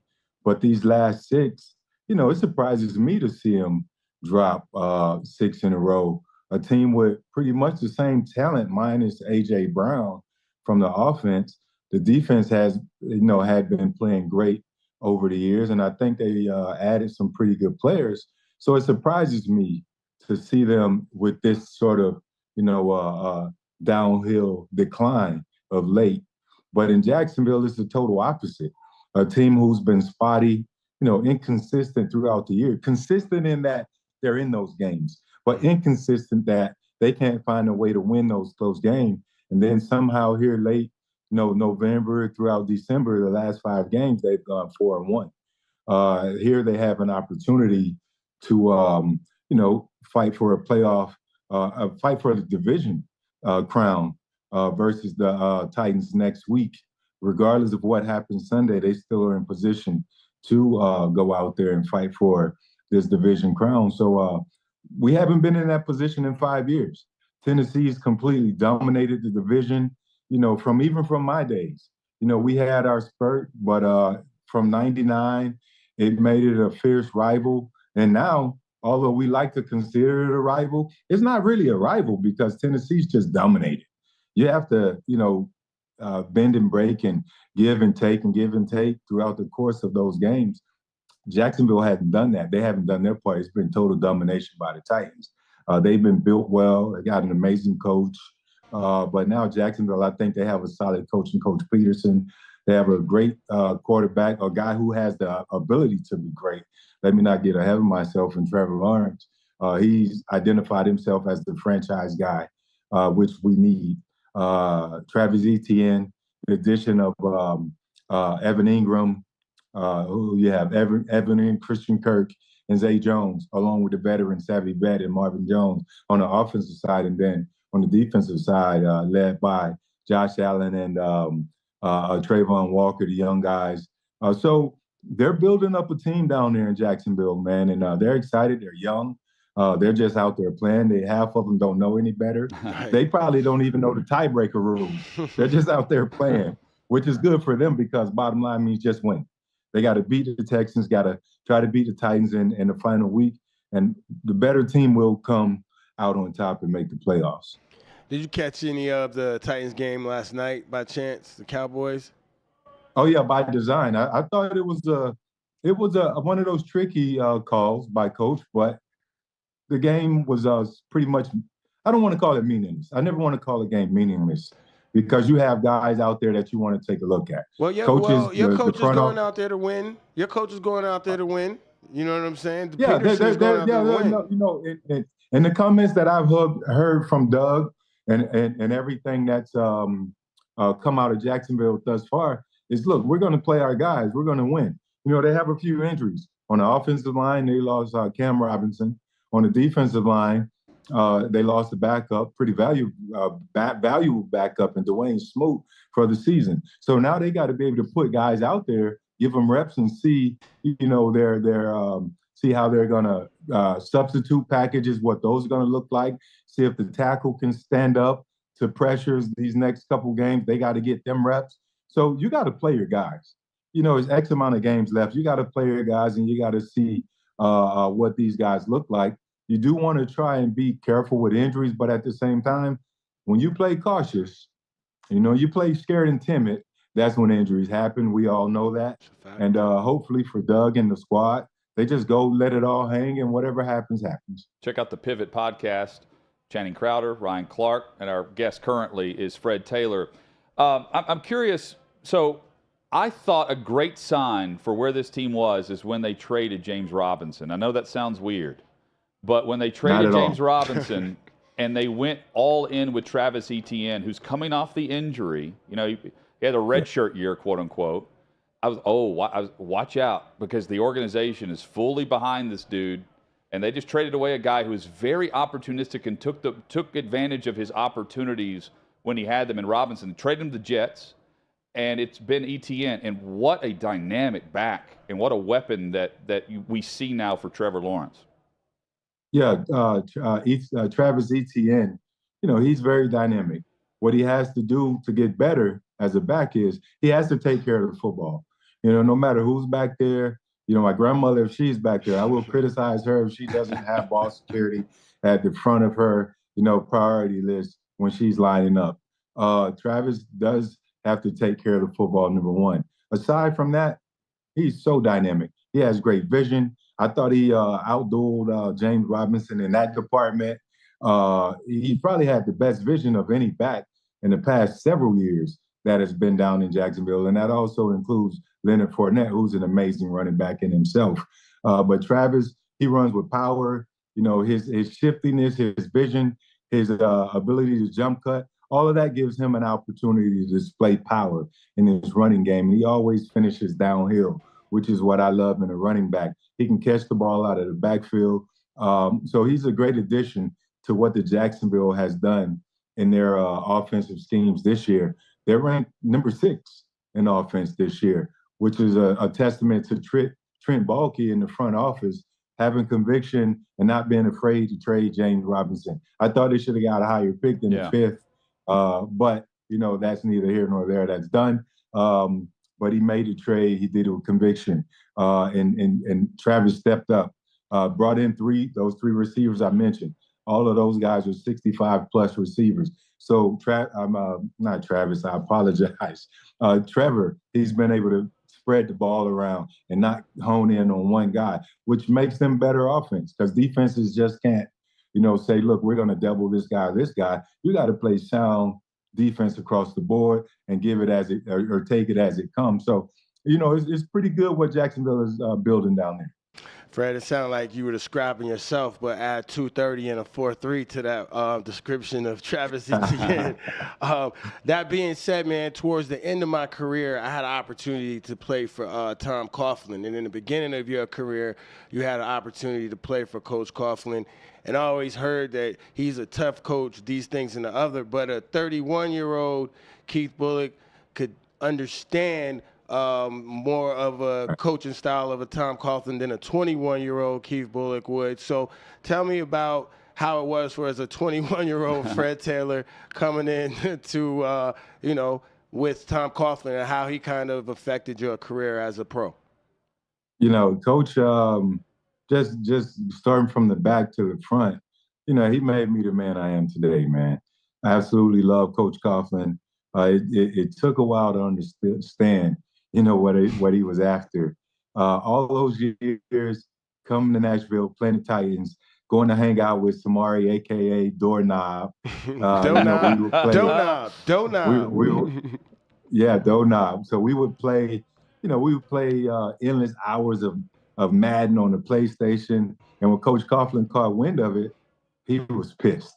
He was so upset. And then on the other side, when Coach Fisher caught wind of it, he used that as part of his strategy to try and get under Coach Coughlin's skin in all of those matchups. And he did a great job of, heckling and getting under TC's skin because that was the one thorn in our side, the Tennessee Titans. And Coach Fisher, he found a way to, kind of exacerbate, those techniques that he used to kind of frustrate Coach along with beating us. But all in all, man, my first 5 years with Coach Coughlin, it was such a foundation mark for me where he built a solid foundation and taught me how to be a pro, taught me how to practice, showed me how to be a young man. And that's carried over in my personal life. The next 6 years, I had Coach Jack Del Rio, who was more so a player's coach, more lax, a lot of gray area. Still respect Jack because he still taught me a lot too as a player. But with Coach Coughlin, it was black and white. Anything in the middle, those were consequences. And you knew not to be right there. So you can either be on either side, and you can deal with that as a pro. And then on the back end, I had Coach Bill Belichick. Everything that Coach Coughlin was is Coach Belichick. So it made sense to me. Sitting in the New England Patriots meeting rooms, we played the Giants in a preseason game with the Pats. And I ran over to the field to Coach Coughlin, gave him the biggest hug that I ever given any man and said, Coach, I get it. I understand. I appreciate you. This is what it's about. I can see it now. Even in year 12, I see it. And then that following offseason, I did an appearance in Indy at the Combine, ran into Coach in front of the elevator. We talked for an hour and 30 minutes, felt like 10, just catching up on life, on family, on football, just on post-career football, just everything. And those are the same conversations we have to this day. I can call his phone and just chop it up with him, on real life stuff. He just recently lost his wife, Judy, some months ago. So I had to check in with him every day to see how he's doing. But Coach is just an amazing human being. Yeah, I got that. I was only there for a year. I was a role player. I was kind of in a situation kind of like towards the end of your career at New England. You know what I'm saying? You're hurt, trying to get on the field, do all those things. But it was great to kind of sit back and see a room full of – because all those cats with the New York Giants, they were drafted under Coach Coughlin.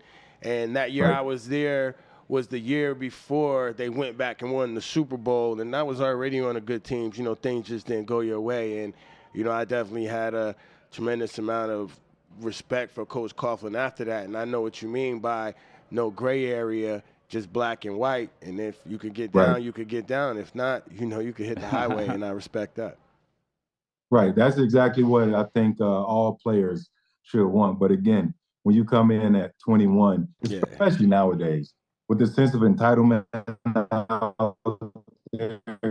these guys come in as superstars. They're coming in making bukus of millions, probably triple as much as what we were getting. So I think it's a bit harder. But the coaches, the guys that get it at a young age, you know, not only that it makes them a better human and a person, but it makes them a better player. It's easy to translate it to on-the-field success when you grasp those teaching moments that coaches like Coach Tom Coughlin, like the Bill Belichick's, you know, what they present to you. And I tell the young guys all the time, y'all don't know how good y'all got it. You know, you don't know how good you got it. So you take that, you take it with, you know, all the authority that you can handle and try and take that and translate it to, you know, off the field in your life. And it'll just make you a better human. Fred Taylor, our guest. He should be in the Pro Football Hall of Fame, former running back for the Jacksonville Jaguars. Best Spurrier story you have, Fred, and I can't imagine everything you're saying about Coughlin. You know behind the scenes, but it had to be a culture shock going from Spurrier to Coughlin. Yeah, you know, when you get to know Coach Spurrier, you know, he's a guy who went to bat for me. I did some bonehead stuff as a sophomore, and he went in front of the student judicial board to speak on my behalf, and it just developed a whole newfound respect for Coach Spurrier for him doing that, because one, he didn't have to, and another thing is he never did that, but he believed in me as a person and as a young man. But one of my, I guess, favorite Coach Spurrier stories, aside from, you know, he would cut practice in a heartbeat to go golf. He can hear lightning. You know, back in the day, they didn't have the lightning trackers. You can kind of calculate it yourself. Oh, well, guys, that's it. Practice is over. We're going to take it inside. Y'all were that good, too.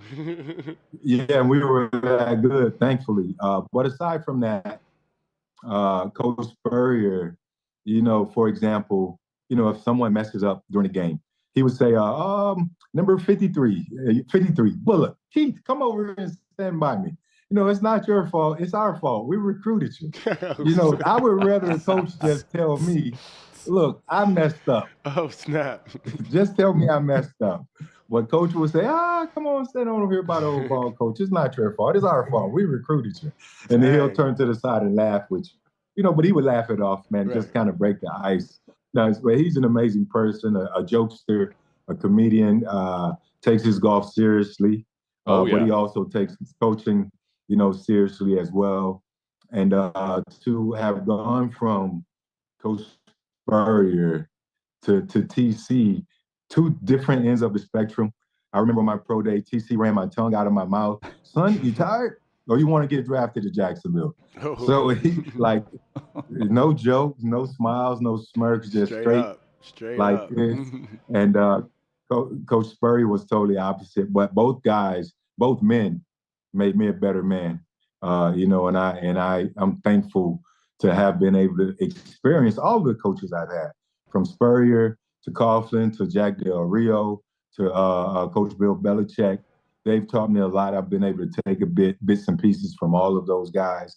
And what I do when speaking engagements, just life moments, talking about experiences, and they've all been successful. So which helps when I go out and speak to companies and young men. I have so much that I can pull from, and I wouldn't have that if I didn't have those experiences from those four guys. Fred Taylor has been our guest. Favorite running back in the league right now, not on the Jaguars roster, would be who? Saquon Barkley. Okay. Oh yeah, he's got the goods. You gotta be Saquon. I just love Saquon's jump cut. You know, I love how dynamic he is and how explosive he is. I love that he's fighting through his injuries to come back to show the NFL that he is top tier. He fought back and he made the Pro Bowl this year.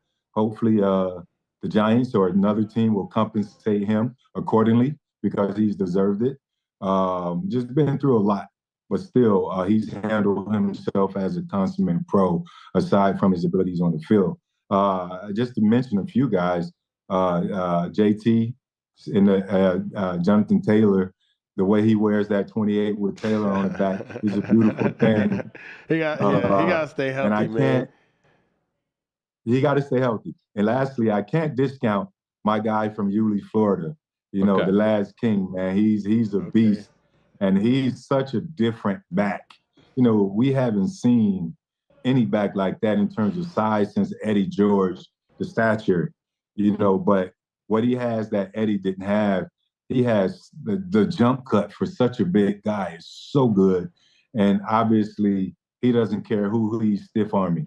He protects his body. He protects the football. You don't see him fumbling. He can catch the ball well. He puts fear in the defenses. But those are, you know, just a few guys. I like all backs, but those are some guys with different abilities that I admire watching. Josh Jacobs is about to get paid too. You know, that's Josh will get paid. Yeah, that's the other one to Josh watch. is going to get paid. He has my running back coach out there. Okay. Coach Kennedy Pola. Yeah, he was here for a bit. He just recently coached Dalvin Cook up in Minnesota. Now he's out coaching Josh. I've spent some time speaking with Josh, and he has that same ability too. So hopefully the Raiders will do right by him. I don't know why I'm thinking about this, but you mentioned earlier you played linebacker, right, in high school? So, Keith, you started as a running back, I was correct? an all-state running back. Yeah. All-state running back. You turned running back in like your junior or senior year, Fred. So you guys flip roles. Yeah. Well, I would rather. Yeah, I played. Go ahead. I played linebacker as a sophomore in high school, and you know we had a guy who was playing running back, Gatorade Player of the Year in track and in football, and Gilbert Grantland. His story is something else.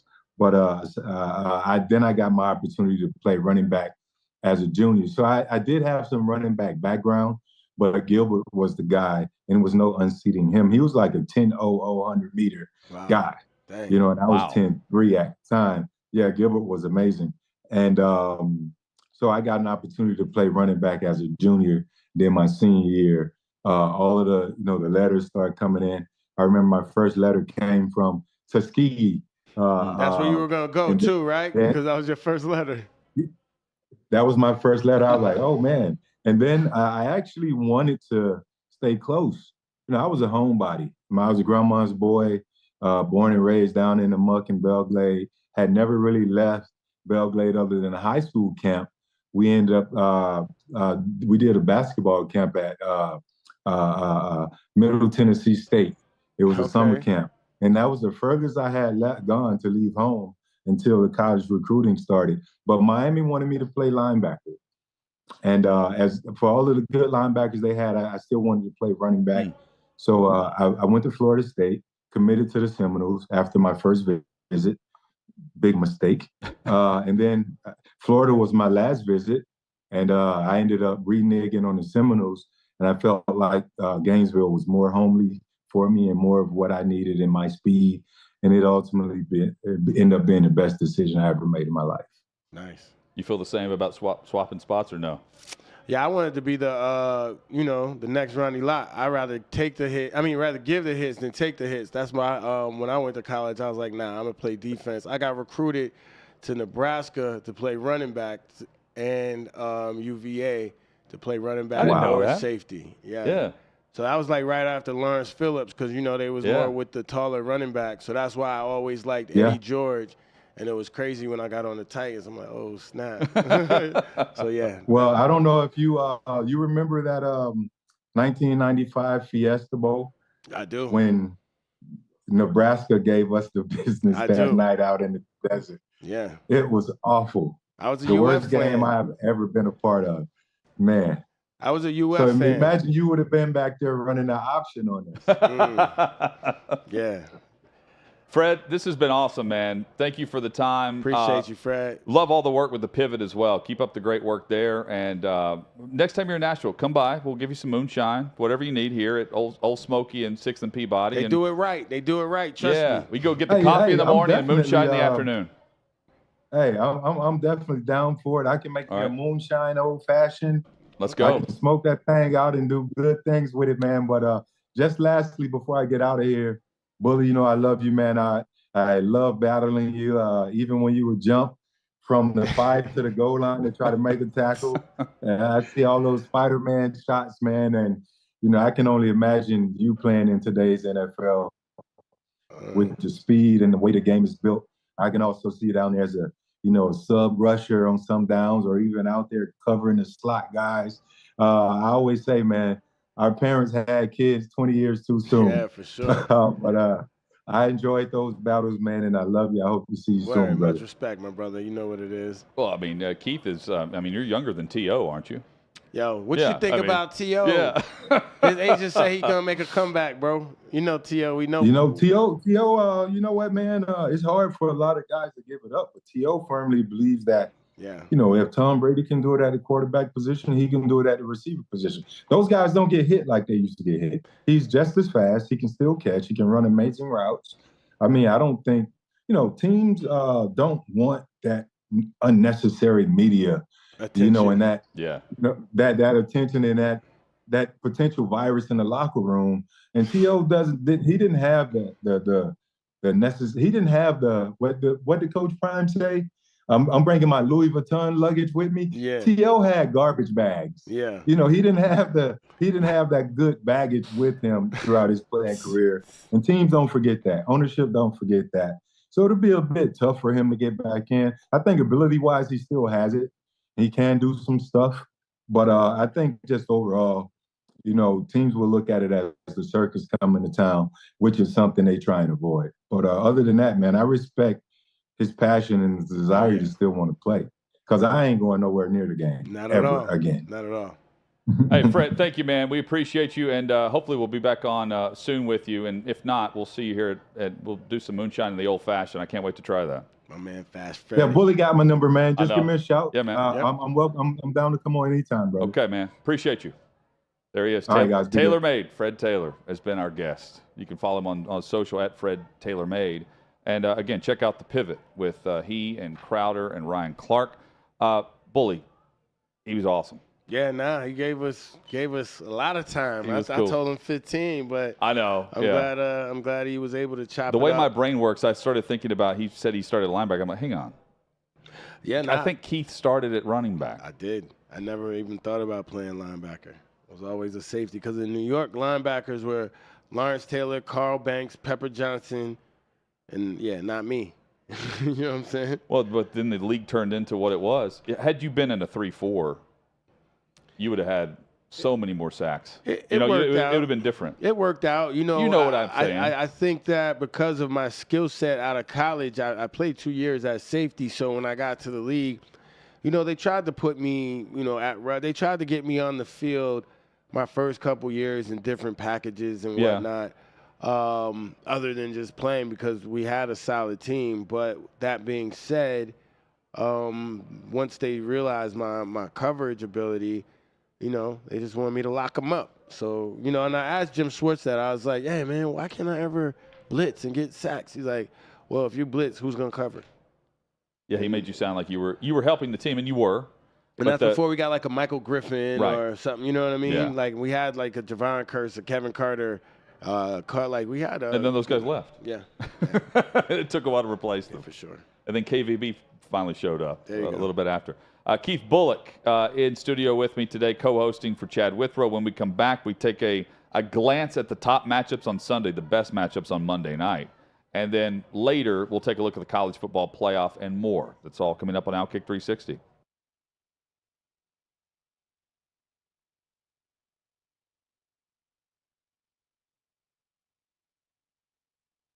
Welcome into the latest edition of the Trey Wallace podcast. I am Trey Wallace, happy to be joined by Saturday Down South national columnist, correspondent, you name it. He does everything. Connor O'Gara, what's up, buddy? How are you? I'm doing well, man. It's nice to do a little home and home with you. Had you on the Saturday Down South podcast last week, be able to come on your show this week. I feel like there's like a million things that we can talk about as we get into bowl season. So yeah, man, I guess because I went in like 12 different directions with you. So it's only fitting that we probably do the same with me. No, man, it happens. And we're getting into the crazy part of bowl season, kind of like, the mid-majors are out of the way. Now we're starting to get some of the bigger games that folks can get excited about towards the future, starting on like Friday. And you get a nice matchup Friday night with Tennessee, Clemson, a couple other matchups scattered, throughout the day, then getting into Saturday. If we're looking outside of Ohio State and Georgia and TCU, Michigan, are there two or three games that stand out to you? They're like, okay, these have little implications towards maybe the 2023 season. How about South Carolina, Notre Dame in the Gator Bowl? Really interested to see the way that this plays out for Spencer Rattler, somebody who has just had a season that I don't know if there's a recent comp to it where, and man, after those first 10 games, everybody who was low on Spencer Rattler was like, see, this is why this was never going to work. What a horrible decision. South Carolina kind of wasted a year with all these great skill players, a lot of Marcus Satterfield hate. And now, just like that, after the two games that Spencer Rattler had, he's got a chance to do something very unique. And I wonder how that impacts his NFL draft status. I wonder if he is deciding based on how he performs in this game and the feedback that he gets, if he's coming back for another year. Shane Beamer would love to be able to move past sort of the awkwardness of these last few weeks with Marshawn Lloyd, Jaheim Bell entering the transfer portal. So I've got a lot of attention on that game. And then obviously against the Notre Dame team that's had a very herky-jerky year in itself for year one of the Marcus Freeman era. So looking forward to that. And then a game that I'm going to be at right after I come back from the Peach Bowl will be the ReliaQuest Bowl, which I still want to call the Outback Bowl because come on, let's the Outback Bowl. It's still the Outback Bowl. Like let's be real. But yeah, seeing the way that Zach Arnett responds to a very atypical situation. I think it was Ross Dellinger who said this is the first time that a sitting head coach has died while active since like Randy Walker 2006. I mean, This is very strange to see this set of circumstances. Fortunately for Zach Arnett, a few weeks to be able to prepare. We know that he had full autonomy on that side of the ball on defense. So you would hope that Mississippi State with a veteran quarterback in Will Rogers is going to be ready to go. I don't think they're losing that football game. I just don't. I'm kind of amazed that the spread is only Mississippi State -1, seeing as how Illinois is not going to be playing with Chase Brown, who's kind of the heart and soul of that offense. So I'm really looking forward to being able to see the way that Mississippi State responds. But yeah, there's intrigue. You want to get into Kentucky and Iowa, the rock fight that could happen there. Are they going to get to 31 points? Like, that's the biggest thing that stands out to me. Well, they hit it. How's that, dude? How's that over under not in the 20s? It's going to be bad, but I'm looking forward to it. That's got the Sickos Committee written all over it. It's one of those games where, and I put it in a column that I had written this week. It's like, okay, what are you getting out of the offenses? You have no idea. Are you going to get something out of the Kentucky running game? Okay, well, that's going to be interesting and hard to find out.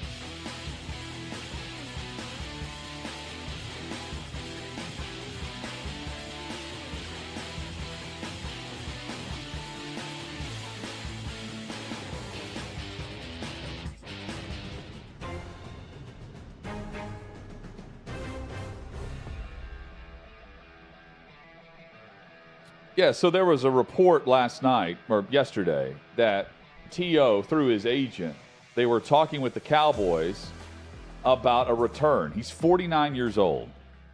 And Terrell Owens, former Cowboy, trying to make a comeback. We hit on it there with Fred Taylor, with Keith Bulluck. I'm Jonathan Hutton. Welcome back, OutKick 360. Keith, we actually have video of the workout. There's a film video that his agent has referenced where he claims, hey, Terrell's running a 4.5, and that was during his quote-unquote warm-up for what he was doing. But the video with T.O. working out is something to behold based on what we've seen. Here he is. That's crazy. You see the old men running around and T.O. doing the same. That's crazy. So you've got the actual workout where he was working out with Deshaun Jackson. That's crazy. Here he is. So his agent is pumping him up. The reports that he's also talking with the Ravens. But it's all coming through his agent. Jerry Jones is on the field last night at Nissan Stadium here in Nashville, and he told one of the reporters down in Dallas, hey, I don't know what you're talking about. There's nothing here. In fact, there's a very low percentage chance that I would ever be interested in this. What do you make of this and the timing of it, which is also weird? We've been talking about Odell for months. He's still not healthy enough to sign anywhere. T.O.'s 49. What's he doing? Is this really this cannot be legit. That's what I see. So I first asked you, I was like, does T.O. know that his agent put the video out? And he's like, yeah, he has to. Surely. So for me, like, I feel like T.O., in the last time I saw him, like, T.O. stays in shape. Mm-hmm. Like, he stays ready. He's always playing basketball. He's always doing something at a very high level competitively that I have no interest in doing whatsoever. Right. But other people are wired differently, and I definitely do feel that T.O. can go out there and get a couple of possessions, but what type of player is a team expecting him to be, and what type of player is he expecting himself to be if the last time he was on the field he wasn't the dynamic player that he was and we all known him to be, and why he has a gold jacket now. So at 49, look, I'm not saying he can't go out there and do some things.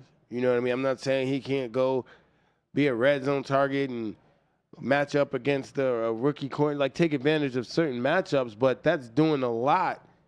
You know what I mean? I feel like that's doing a lot. And that sounds like you're just trying to make a package for T.O., and why would a team do that? Well, I mean, what was his stats in the video game league? who I knows? So for me, like, all jokes aside, and I haven't even cracked the joke yet, I would have to see him. I'd let him come to practice. Put him on your practice squad. Put him on practice squad. If he still has like coaches and that would like entertain it, put him on practice squad and see if he can get off the jam coverage.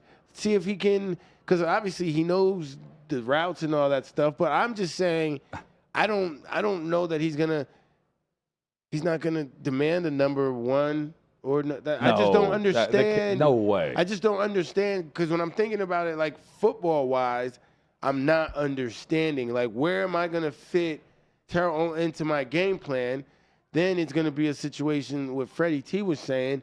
Now it's a problem because you're gonna get a reporter asking, why isn't T.O. in the game plan? Why isn't he dressed? This, that, and the other. And then T.O.'s going to have to answer. He's going to find they don't even have to go to him. He can go to his social media and say whatever he needs to say. And then, look, man, it's too much. And by the way, there are not there are not personalities in the game like there were when you played. These kids are like, that makes you sound old. I'm not trying to say that at all. I don't even take it like that. It has quickly changed. T.O. was doing sit-ups in his driveway with Drew Rosenhaus live on ESPN SportsCenter when I was in college.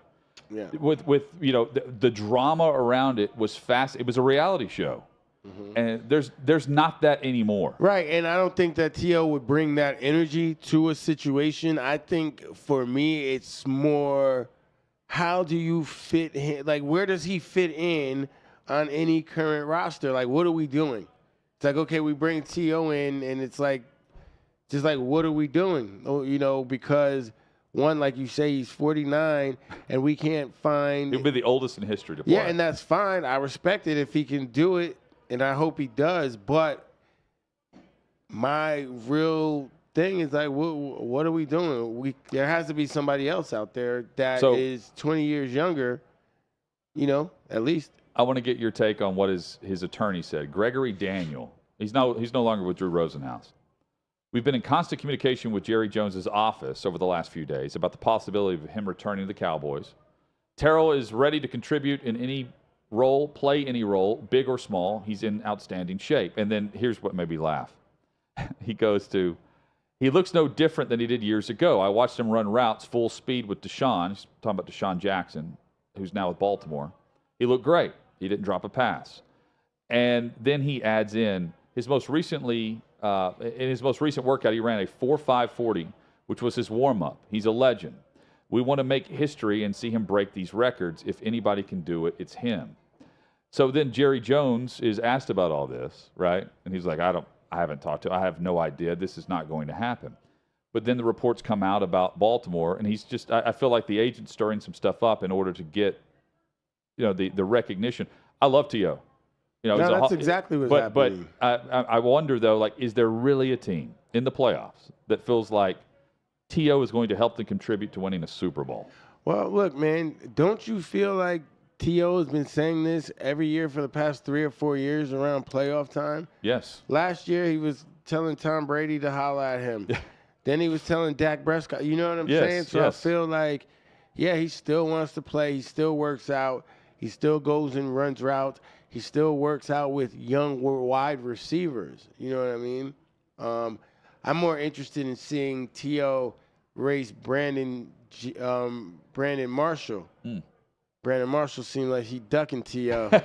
T.O. been calling him out for over a year. B. Marsh, step up.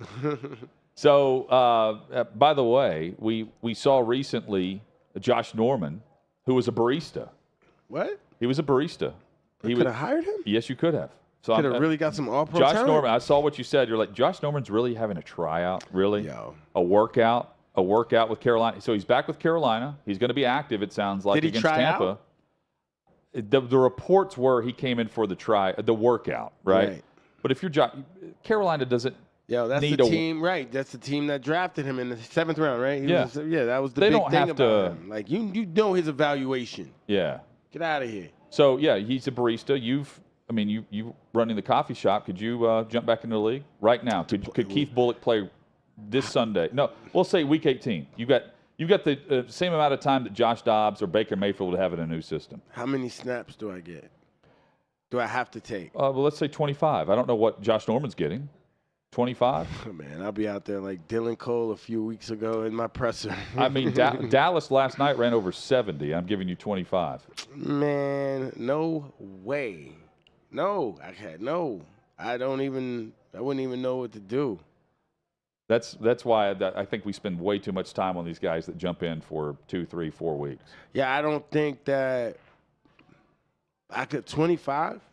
I would get hurt. This will be like something freak. Yeah, but you get your injury guarantee, so you'll be happy. But it's been over 10 years that I've like had to have my body calloused and like jammed a knuckle or my finger is bent back or twisted or got a Charlie horse in my forearm. Like any annoying. I'm not even talking about like anything major. I'm just talking about something that I do now by waking up sore, kicking my nightstand. You know what I mean? So here's the truth, though. Keith, you would get injured because you would refuse to play anything less than 25. And once 25 hit, you'd be like, you know what? We're keeping this going. F you. Yeah. You know, I'm staying out here. Now, if you were like, all right, Bully, you get this offseason to train and you go into OTAs, you go, now if they're giving me a whole camp, I could get ready for a season for sure. I don't know how good I would be, but I could get ready for a season. I'll never forget, everyone's getting ready for camp, and Keith Bulluck is getting ready for camp. He was eating fast food so he could put on weight because he knew he was going to lose it in camp. So you did nothing but eat like McDonald's, Burger King, Captain D, whatever No, it was just McDonald's. It was just McDonald's. McDonald's #2s, double cheeseburger, double cheeseburger meals. You get the 2 double That's cheeseburgers. his training regimen. Yeah, definitely. After Vegas, because Vegas will be my last, like, after July 4th weekend in Vegas. Your last celebration until so work it would time. be Thursday, Friday, Saturday, Sunday. Stay Monday to recover. And then you go train the rest of the week. And that's like hell week. But, yeah, then that's when I got to, get that extra saturated fat on me, because I would only get to about 238. So eating McDonald's like that last week after working out would put me at 241, 242. I love that story and I so could much. I could afford to lose about 4 pounds during camp. And then Keith always worked out in Caterpillar boots. That was the other thing. Nah, man, Timberlands. Oh, bro. Timberlands? Yeah, don't do that.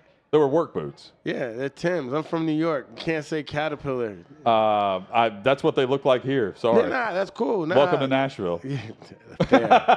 Fair. Hey, coming up, the injury report. Fair. Keith's not on it. He's not, unless the Nope. nightstand is responsible. He's not on the injury report. We've got the news you can use for your fantasy team, for your favorite team's matchup this weekend.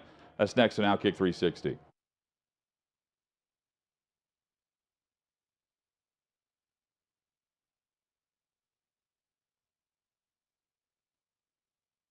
Crowning the biggest losers of 2022. That's a heavy burden to carry. It really is. Because there were so many people, so many weirdo, green-haired liberals, so fitting and so deserving of the title.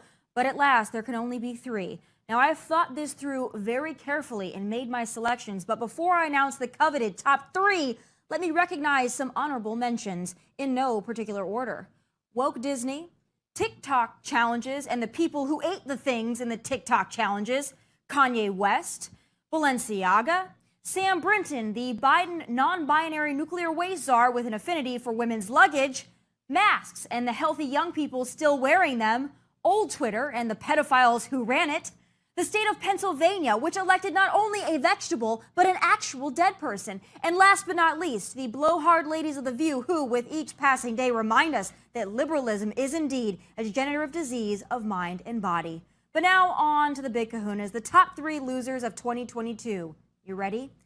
Coming in at number 3 is the University of New Mexico, whose students were so triggered by little old me speaking at a totally voluntary after-school event, they decided to riot, assault officers, and given the opportunity, rip me limb from limb. Now, these triggered green hairs were so offended by the thought of thought, their behavior necessitated the state police and SWAT team to be called in to quell the madness. These were not students. These were feral animals that have been given far too long of a leash for far too long. So might I suggest therapy or a rabies shot? And it's not just UNM, folks. Campuses across the country have become so hostile to diversity of thought, this kind of behavior is becoming the norm, not the exception. Our education system is crumbling at every level, and like hell, will we the taxpayers be on the hook for they-them student loans. But coming in at number 2 on my list is the dumbest press secretary, perhaps person, to ever stand behind a podium, lectern, or any object for that matter, Karine Jean-Pierre. One of the reasons that I want to be very clear that to folks that the border is not open and we will remove using Title VIII is because by not being very clear on that, we are doing the work of the smugglers. Today, President Biden met with 3 U.S. winners of the 2022 Nobel Prize, Dr. Caroline Bertozzi, who won the Nobel Prize in Chemistry, Dr. John Clauser, who won the Nobel Prize in Physics, and Dr. Douglas Diamond, who won the Nobel Prize in Economic Sciences. Can you address whether the president was involved in any of his son, Hunter, or his brother's foreign business deals? So look, there's a little bit of interesting, kind of on-brand thinking here. But I think the confusing part is why, if she and the family is top of mind, does the president think that she's living and in the room? I don't find that confusing. Finding stupid moments from KJP was the opposite of finding a needle in a haystack because, just like the illegals coming across our border, her moments of stupidity are numerous and with no end in sight. But speaking of stupid moments and people who don't speak English very well, my #1 loser of 2022 has made this weekly list more times than he's answered press questions, but fewer times than he's been on vacation. Ladies and gentlemen, Joe Brandon in all his glory. Start building a second school and revitalize the use of the Cherokee language. By the way, she spent a lot of time on other reservations, other nations as well. I'm worried she's not going to come home one of these days when she goes. You think I'm joking? I'm telling you. If I hear more about the Navajos than I hear about me, you all think I'm kidding, don't you?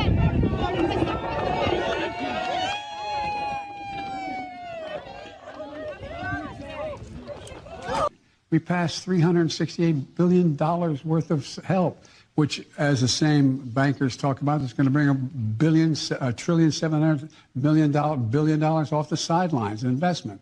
They'll construct a second fab here in Phoenix to build chips, 3 nano chips, the 3 nano chip. Chips that are 3 nano, and you know what I'm saying. No, I don't know. Cisco Systems and Cyber Bastion, a diaspora-owned small business. A senator from Florida going after Medicare and Social Security? I tell you what, I don't know where, as they say in Southern, don't know where y'all been. Hot damn, boy. I tell you, look. Oh, and if you like those clips, there's about 500 more where that came from. But here is the silver lining. In 753 days...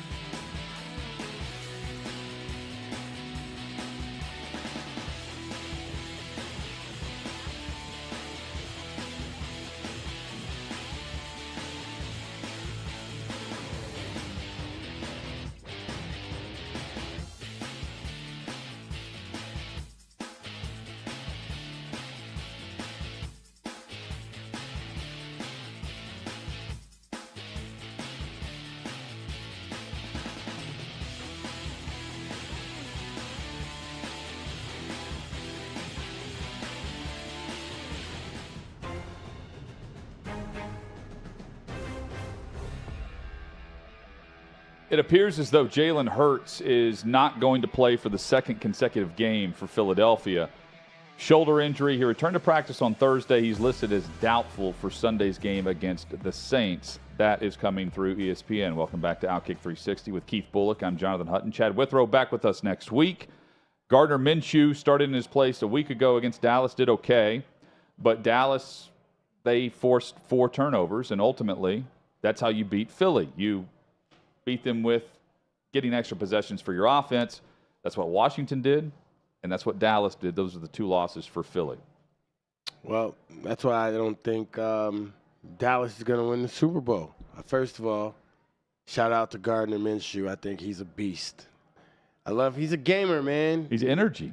He's a gamer. Like, he went in and really had Philadelphia in position to really win that game in a shootout. Mm-hmm. Like, that's what you want from your backup quarterback. Of course, he's going to make some mistakes because he hasn't, had the reps or the time out there. But for him to really give you a legitimate shot, your offense didn't really miss a beat, and that's from Philly. Now Dallas, you're almost in back-to-back shootouts with backup quarterbacks. So they don't know. That's the right. coaching. Mike McCarthy's not a killer. And what I mean by that, I don't mean literally. What I mean by that is he's not instilling that go for the jugular mentality within his team. That's why Dak Prescott can be lackadaisical a little bit in the beginning of the game, have a turnover here, turnover there. Okay, we figured it out. Don't turn over the ball. Get our playmakers the ball. Yep. When you don't turn over the ball, now you're in position to score, make plays. So if it takes them to the third quarter to figure that out in the playoffs against a team that's going to score on just about every possession. And when Philly's clicking, which That's they what they are do. with Jalen Hurts. Third best scoring offense right now. So. Yeah, you're right. Hey, a couple of other ones, just real quick. Lamar Jackson out again this week. That means Tyler Huntley scheduled to get the call for Baltimore. That game was moved. It was flexed to Sunday night, so we get Baltimore-Pittsburgh. I would never come back if I'm Jamar. Lamar? Lamar. You wouldn't come back? No, man. Somebody got paid.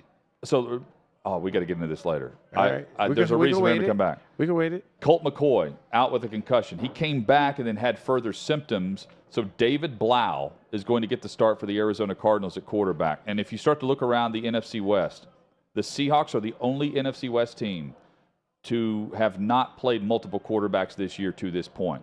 The 49ers have had Lance Garoppolo and Purdy. The Rams, Stafford, Wolford, Perkins, and now Baker Mayfield. And the Cardinals, Murray, McCoy, McSorley, and now David Blau gets the start for the Cardinals in what's been a terrible season. Commanders running back Antonio Gibson, he's out, ruled out officially. And Alvin Kamara, it looks as though he's playing for the Saints against Philadelphia. Coming up, we talk NFL headlines with Keith Bulluck on OutKick 360.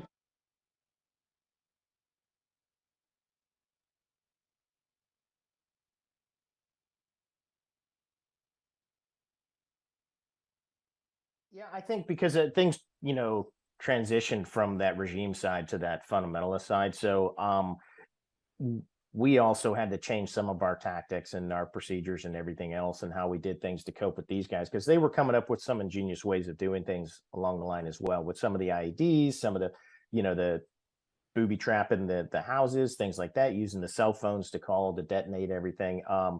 So it became, I think, as much as you say, more violent in that way, because with the regime guys too, we knew that there was the end state was trying to get Saddam, so that we needed intel as well. We needed to gather that intelligence. There was only so much that was there from previous, just historical data. Then we had to actually make it real intel and workable intel.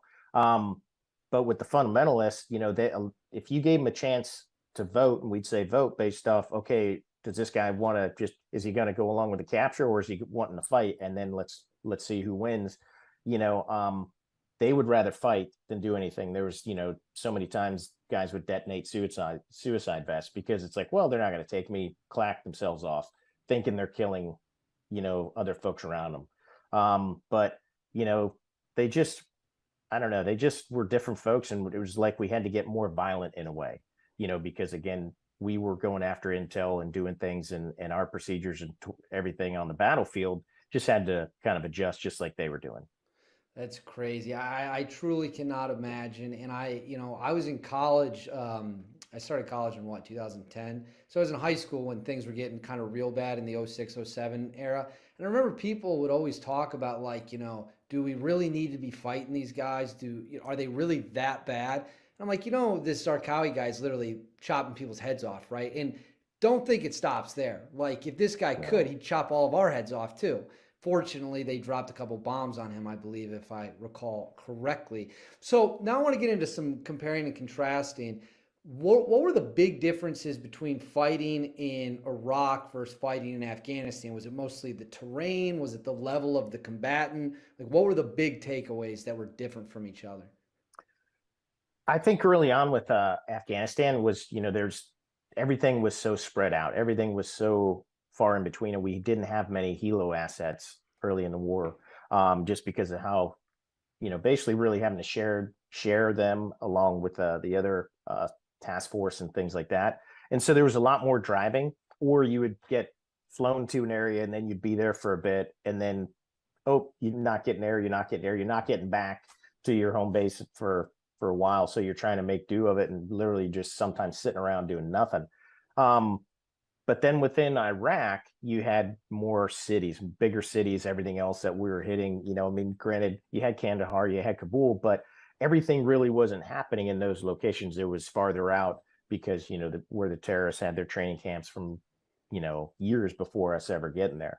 But then within Iraq, they could hide right there in the cities. There were, so much just open roads, everything around, and everything else, a lot more built up areas, and it was an easier road system to get around. So it made it easier for them as well to move around. The terrain, definitely changed throughout. Iraq, you had your river valleys in a way, and you had the humidity, you had palm groves, everything else, and then you had your rocky mountain areas, dry areas. But then Afghanistan was just so severe with the mountains. I mean, that that's some treacherous terrain in itself.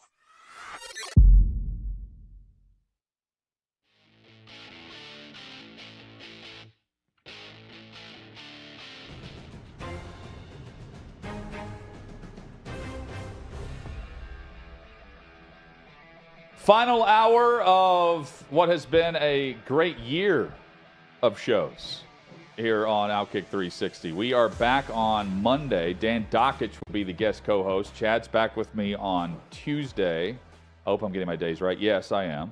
Keith Bulluck is here as a special guest host to close out the week. Keith, I asked you about this like a month and a half ago, and you said, hey, 29th, 30th, let's do it. And I said, I want you on the Friday before New Year's. Yeah, man, I appreciate it. I thought I was going to go to the Pinstripe Bowl, but why would I go to the Pinstripe Bowl? Well, so you have family that owns a bar right across from Yankee Stadium. Yeah, right? That's really the reason I didn't go, because, yes, my family just purchased the dugout across the street from Yankee Stadium in the Bronx. And, they're going through the transition. They had it throughout the playoffs and all that. Yeah.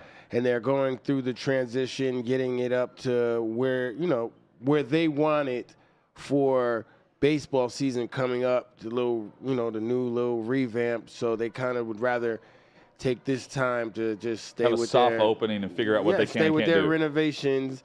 And, we'll see if Syracuse makes it to the Pinstripe Bowl again. What's it like, though, being from New York and, growing up and knowing, hey, whenever I'm retired from the NFL, first and foremost, I'm playing in the NFL.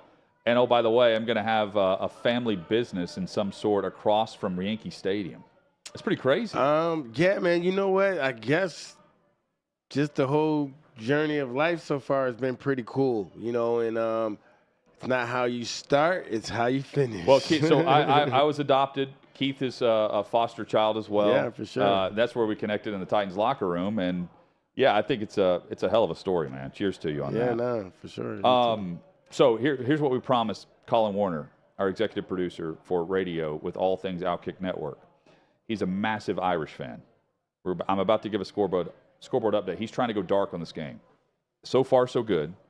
I asked him if he'd seen the score prior to starting the final hour. He said no. But we have the Gator Bowl ongoing. You can leave. We want him to get out of the studio. Here's the Notre Dame fan as he bounces from the studio briefly. So Matt will let him back in. update? Now we can give the update. Davey Hudson has been following all the games today. We've got one final, another in progress in the fourth quarter, and I'm looking, Davey, at South Carolina Notre Dame, and it has been a very back-and-forth game in the first half. I'm honestly surprised to see it being as high scoring as it is. We're currently halfway through the second quarter, and South Carolina actually has the lead, 24-17. Colin still has his ears muffed over. Yep. But South Carolina, even though they're making the change, with the offensive coordinator, good lead so far. We'll see if it holds up. They currently have the ball. As far as games that ended earlier, Maryland pulls off the upset over 23rd ranked NC State, 16-12 in the Duke's Mayo Bowl.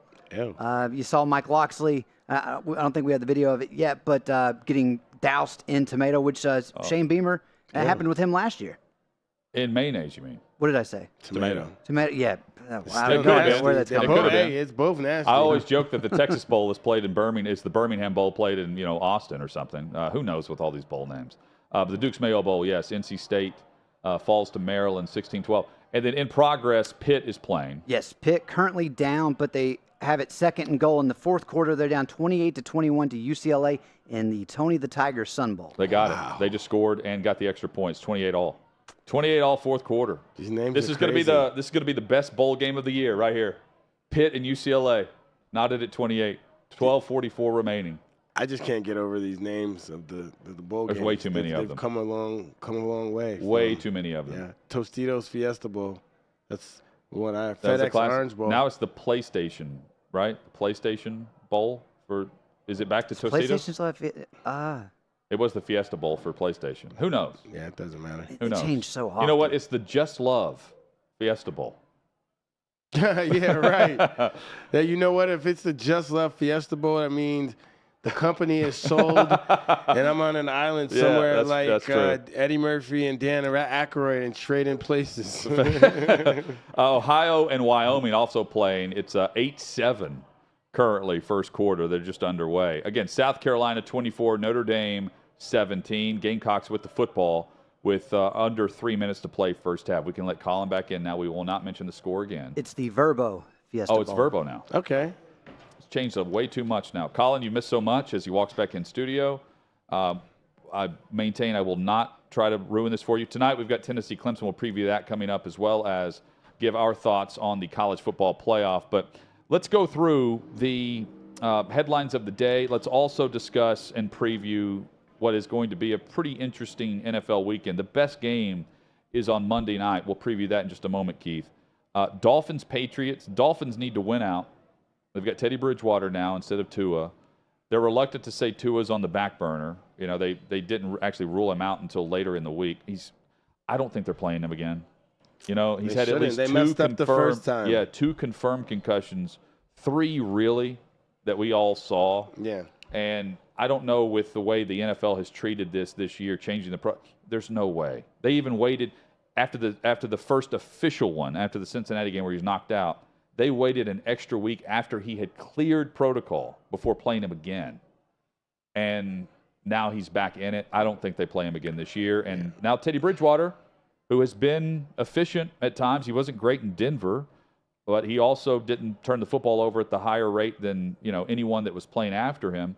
Keith, I think they can continue to win with what they're doing in Miami, despite Tua not being there.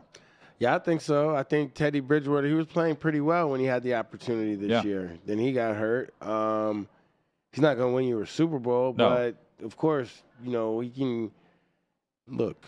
Once you get into that second round of the playoffs, when you got to see maybe the Bills and you got to see maybe Cincinnati or Kansas City, that's when it gets real. So, look, I like Teddy Bridgewater to get him to the promised land. I like Teddy Bridgewater over Mac Jones. Me too.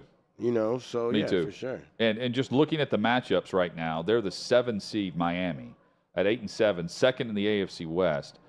That means that they would be on the road in Kansas City to open up the playoffs. Again, they're in the postseason. It's not like you're coming to Nashville or Jacksonville. You're going to KC. Yeah, and look, once you're in the playoffs, you just gotta play it out. And you've seen the formula last night for the Tennessee Titans. You get a team to turn it over, you get a little opportunistic, and then you're in a close game in the fourth quarter. Well, in Cincy last year had to go on the road. They hosted Vegas, won that game. Then they go to Nashville. They win despite Burrow being sacked 9 times, really sacked 11, but penalties called to play back after he was sacked. They still win that game, and then they go on to win the AFC Championship and then fall in the Super Bowl. We've seen crazier things. I'm with you, though. I don't see Miami running the table. I also don't buy New England. That's why I'm taking the Dolphins this week. Panthers on the road in Tampa Bay. Bruce Arians is going in, I don't know what they call it, their Ring of Honor. This is their Ring of Honor game for Bruce Arians in Tampa. And I would say if Tampa still had Bruce Arians as head coach, they wouldn't be in this position right now with this record offensively and with the position they're in where they can't lose this game to Carolina. Carolina can win out and win the South. Tampa's got to take advantage of playing a bad Carolina team that traded their talent away. Sam Darnold, there's an amazing stat that I took a screenshot of last night. It's Sam Darnold against Brady. And Tampa's favored by 3.5, and we have seen how many times Tampa have to have a 2-minute drill twice in the fourth quarter to win? Look, they're starting to make Tom Brady get gray hairs. He's 45 years old. How many times you want him to do it? Cheers to Bruce Arians going into the Hall of Fame. Yeah, but I got to go with Carolina on this one. They ran for like over 300 yards franchise record on the ground. Franchise record. Week. That's without Christian McCaffrey, who's been their franchise player. Right. Franchise record rushing and total offensive yards. Nearly 600 total offensive yards last week. They're almost like the Jacksonville Jaguars of the NFC, just because, like you just said, they lost. You know, things just didn't go their way this year, and they're knocking at the door. And they're playing well with a young defense. Interim coach who's 4-4 now, probably 5-4 maybe since he took over from Matt Rule. But here's the Sam Darnold stat. He's never gone 5 straight games without an interception in his career. He's at 4 straight right now. So the question is, and the reason I saved this, do you bank on the fact that Sam Darnold is about to do something he's never done in the NFL? Or do you bet on Tom Brady actually figuring out some things with others? Hey, I took Carolina in the run game. I'm going with the changing of the guard. With the run game, changing of the guard. If you can control the game and the clock on the ground, Sam Darnold, look, he's veteran enough and made enough. Look, he has way more snaps than Josh Dobbs. You know what I'm saying? No doubt. Sam Darnold has been playing enough football, been overlooked, and all those different things. Every player, young player, quarterback would love to prove themselves in the NFL. Sam Darnold can dethrone and retire, questionably, the GOAT of the NFL in Tom Brady. Jets and Seahawks. Seahawks have really fallen off as of late. Jets are back with Mike White, who you really like. Let's go. Mike White, let's go. I'm with Mike White. Yeah, Zach Wilson's getting the Derek Carr treatment. He's not back next year. He's inactive this week. Yeah, he's awful. Vikings, Packers. So the Packers have to win out.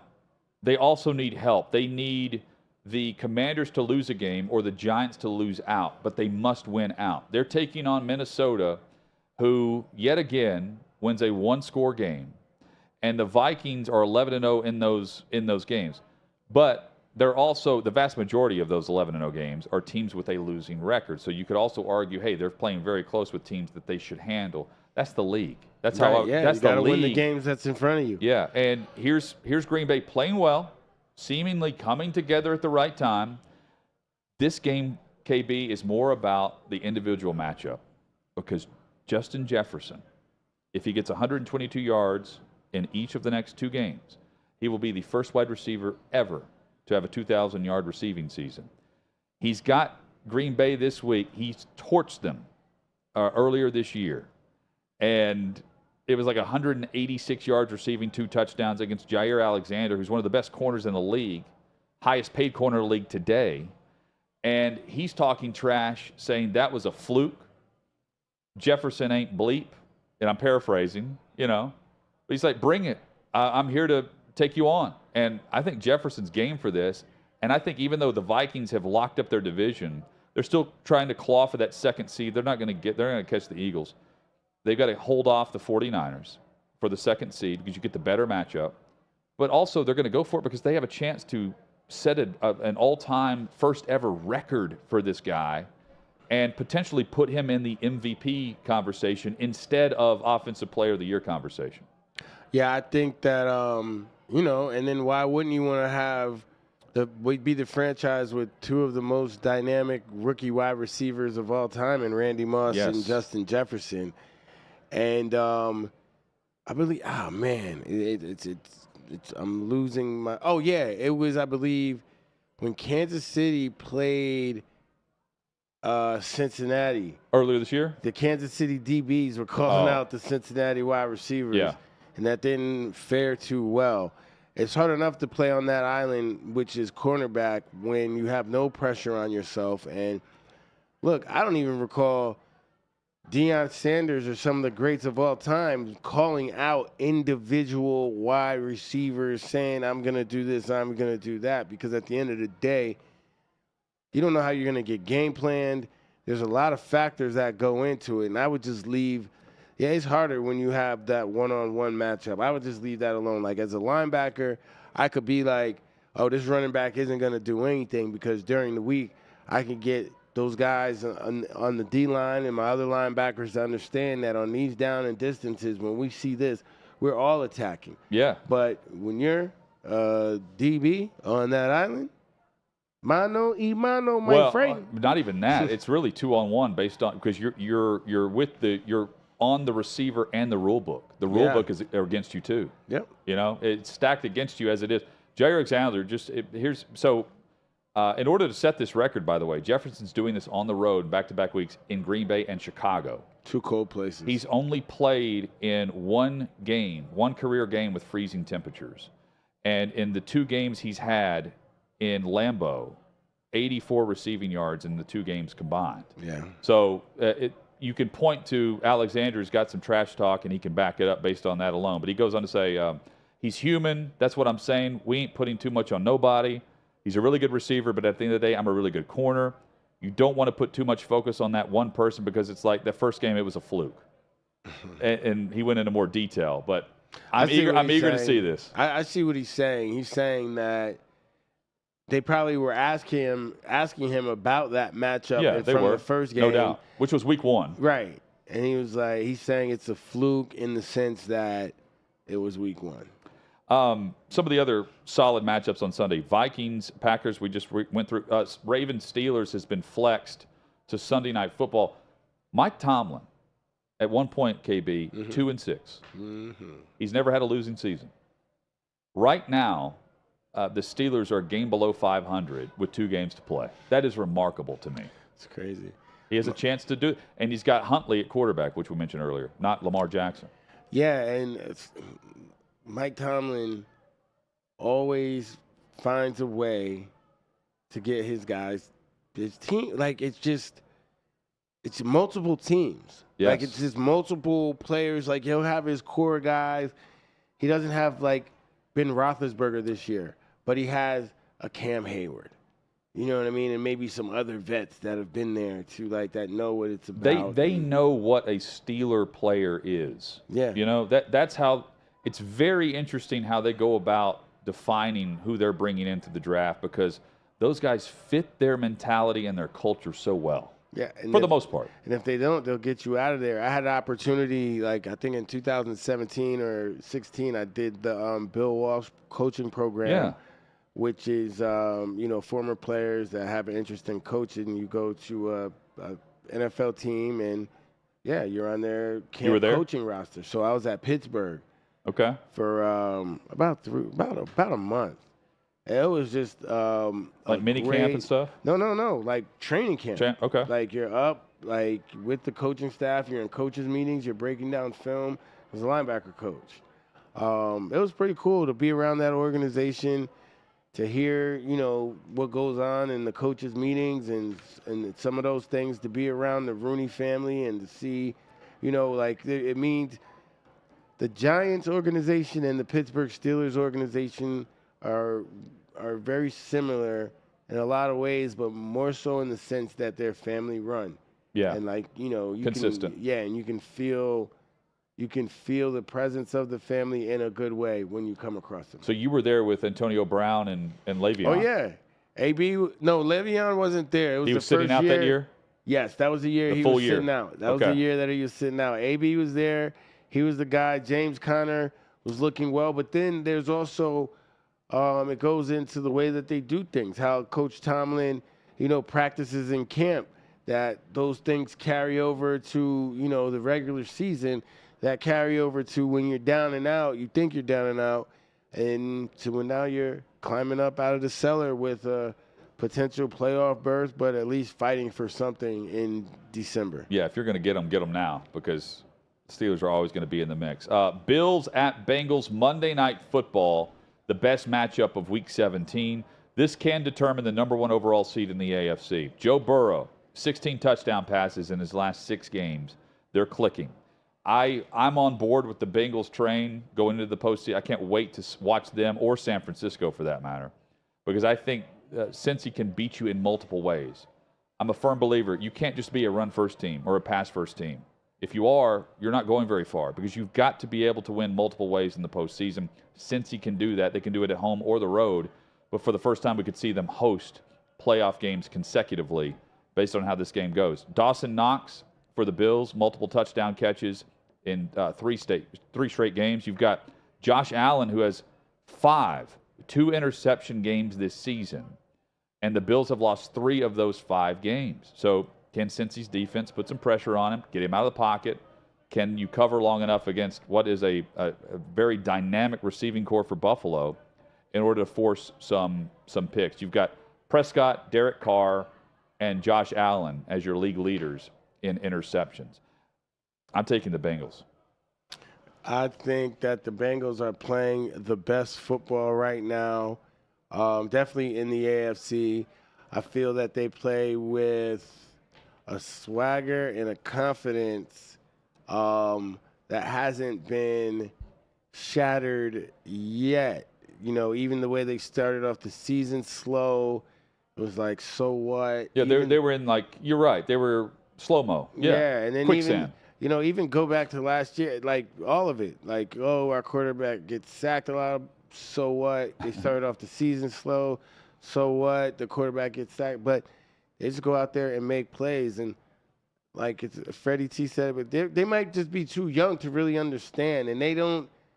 It's not an arrogance, but it's definitely a swagger that they know that they can go out and play with anyone. They just went out and hosed Tampa Bay.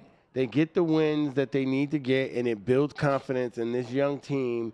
And now, like, if they get this win over, and they were at the Super Bowl last year. Yeah. So if they get this win over Buffalo, they're the team. And in everybody else's eyes, but more importantly, their eyes. Because they didn't get a piece of Buffalo last year. You're right. And preseason until now, everyone's been talking about, in the AFC, Buffalo, Kansas City, and then Indianapolis was supposed to win the South.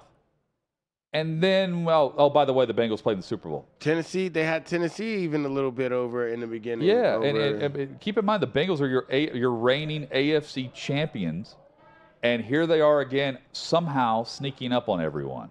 Keep an eye on this team because they are built well, and they're much better on the offensive line. Lyle Collins, by the way, went to IR. There's been talk that they're going to try to go to the Andrew Whitworth route, trying to get him out of retirement. Oh, yes. To bring him back to Cincinnati. Coming up, we're going to dive into the college football playoff. We'll preview both matchups. And later, I will ask Keith Bulluck if he can describe and define roughing the passer. Because I think it is this era, this last 5-year version of can you define what is or what is not a catch in the NFL. Now it's roughing the passer, and everyone's confused. This guy was never flagged for it. Never flagged for it. And now everyone's flagged for it. That's all coming up on OutKick 360.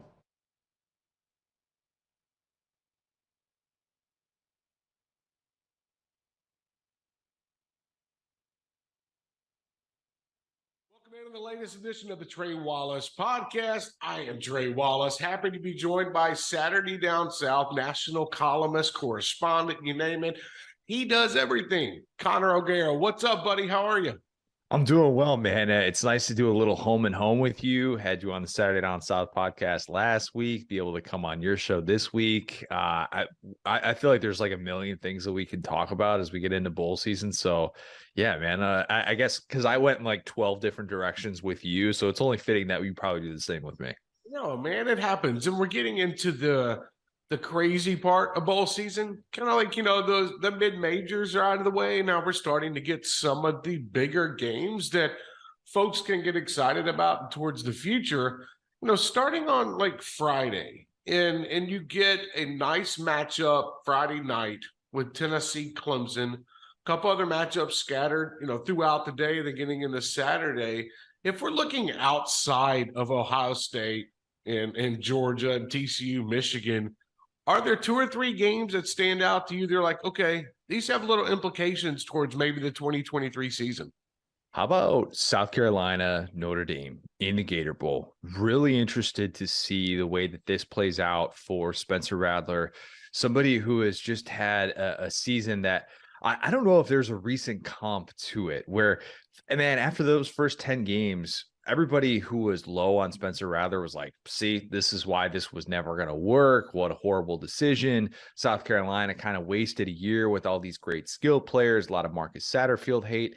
And now, just like that, after the 2 games that Spencer Rattler had, he's got a chance to do something very unique. And I wonder how that impacts his NFL draft status. I wonder if he is deciding based on how he performs in this game and the feedback that he gets, if he's coming back for another year. Shane Beamer would love to be able to move past sort of the awkwardness of these last few weeks with Marshawn Lloyd, Jaheim Bell entering the transfer portal. So I've got a lot of attention on that game. And then obviously against the Notre Dame team that's had a very herky-jerky year in itself for year one of the Marcus Freeman era. So looking forward to that. And then a game that I'm going to be at right after I come back from the Peach Bowl will be the ReliaQuest Bowl, which I still want to call the Outback Bowl because come on, let's the Outback Bowl. It's still the Outback Bowl. Like let's be real. But yeah, seeing the way that Zach Arnett responds to a very atypical situation. I think it was Ross Dellinger who said this is the first time that a sitting head coach has died while active since like Randy Walker 2006. I mean, this is very strange to see this set of circumstances. Fortunately for Zach Arnett, a few weeks to be able to prepare. We know that he had full autonomy on that side of the ball on defense. So you would hope that Mississippi State with a veteran quarterback in Will Rogers is going to be ready to go. I don't think they're losing that football game. I just don't. I'm kind of amazed that the spread is only Mississippi State -1, seeing as how Illinois is not going to be playing with Chase Brown, who's kind of the heart and soul of that offense. So I'm really looking forward to being able to see the way that Mississippi State responds. But yeah, there's intrigue. You want to get into Kentucky and Iowa, the rock fight that could happen there. Are they going to get to 31 points? Like, that's the biggest thing that stands out to me. Well, they hit it. How's that over under not in the 20s? It's going to be bad, but I'm looking forward to it. That's got the Sickos committee written all over it. It's one of those games where, and I put it in a column that I had written this week. It's like, okay, what are you getting out of the offenses? You have no idea. Are you going to get something out of the Kentucky running game? Okay, well, that's going to be interesting and hard to find out.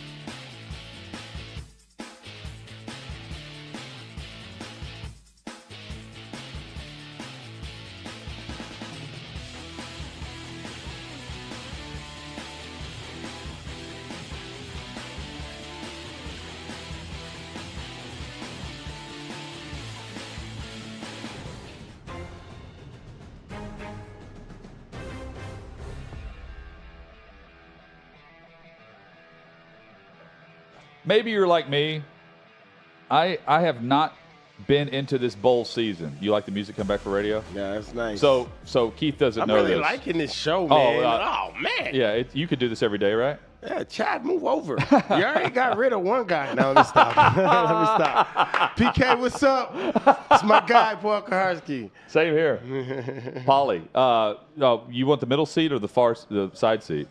I don't have to be in the middle. We ain't gonna do no reverse Oreo. I can play the outside. You know outside linebacker, yes. Okay, fair enough. You ain't gonna sandwich me. Fair, also on the other side of the room then. No, but so what you don't know is if you're watching the show, you can't hear the radio. You don't know this music is playing. I found that out recently. All right. So you're dancing to nothing right now. Oh, you see what I'm saying? Yeah. I got you. Can the people out there hear us? Sometimes, but not today because they're watching bowl games. Yeah, we're at 6 and Peabody. Because people just keep coming by like, yo, what's up? Oh, they don't know the setup either, huh? No, but we've got the TVs on here, but you can't hear us out there. You see what I'm saying? See? Yeah, it's just swag. Yeah. So you want to come back Monday? I like what y'all got going on in here, All right. man. All right. We'll get you a car and everything. Car? Y'all get cars? You can. Other people do. No, I'm cool, man. I don't need the perks, man. I just, it's just fun. You bring the coffee. We'll supply the yeehaw. Yeah, that's cool. Oh, hey, there we go. I'll get you fresh beans. Here's how I like looking at the college football playoff. Hey, by the way, bowl season, I haven't been into it. Yeah. I know the 12-team playoff is coming. And, like, Rose Bowl, I hadn't even thought about the Rose Bowl. This was, like, growing up in 2, 3, 4 years ago, the Rose Bowl to me mattered. I'm not even thinking about that matchup now, right? And it bothers me, but at the same time, the anticipation for the 12-team playoff, I'm ready for it to get here. Here's how I look at this, though. Keith, you've got the 4 or 5-star. You've got all the recruits. Here's Georgia compared to the rest of the teams in the college football playoff. Georgia right now, national ranking, this is all according to 24/7 Sports. National ranking is 2, Michigan 13, TCU at 32, and Ohio State at 3. So you got Georgia. There's a reason why Georgia fans are upset that TCU and Ohio State didn't flip based on the ranking. Whenever TCU didn't win their conference championship, Georgia did, and Georgia still ends up with Ohio State. And I said prior to the game, I said if Ohio State gets in, I promise you the committee will not have the rematch of Ohio State Michigan until the championship game, and that's what they've done here. And Georgia fans are saying, hang on. I think they wanted TCU over Ohio State, and for good reason, because you can see the recruits and the star rating based on the way this graphic reads. But you've got 14 5-stars for Ohio State, 15 5-stars for Georgia, and 53 4-stars for the Bulldogs compared to 52 for Ohio State. Now compare that to the other teams. 1 5-star for TCU, 16 4-stars for TCU. And Michigan, 3 5-stars compared to Ohio State's 14 and Georgia's 15. 4-stars, 41, 52 for Ohio State, 53 for Georgia. So you see the discrepancy. Star ratings don't mean everything, but by and large, it does mean consistency at the top of college football. And we're seeing 2 of the greats do it right now, program-wise, with Georgia and Ohio State playing each other in round 1 in the semis. Yeah, and I think Georgia would want to get TCU because they'd like to be playing against a bunch of 3-stars. Yeah. But what I've learned and really noticed, especially with this transfer portal, at least 8 of those 15 and 14 stars that Georgia and Ohio State are getting are going to transfer because they realize that they've been a 5-star since they were 14, and then they really get where the competition is thick, and this 3-star really wants it. One of those 16 3-stars really wants it, and he was a 3-star 2 years ago, but he's been through the weight program, and he saw what the guy that was an All-American did before him, and he ain't going to let no 5-star come in and take his spot. The guys start to transfer, Joe Burrow did it. He was the 3rd-string quarterback at Ohio State. You got to do what you got to do. I'm not saying it's not going to work out for you, but I know freshman 5-stars because, like Freddie T said, they come in,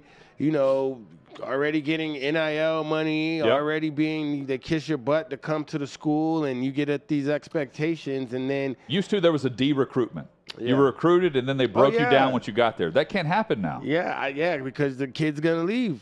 I don't want to. I can't do this. I'm leaving, and I like the transfer portal for a lot of reasons. But the reason I don't like the transfer portal is because some of these soft kids who aren't really up to snuff, and maybe they played in, look, the Manning kid, he's gonna be great. His last name says it all. Every Manning has met expectations. Right.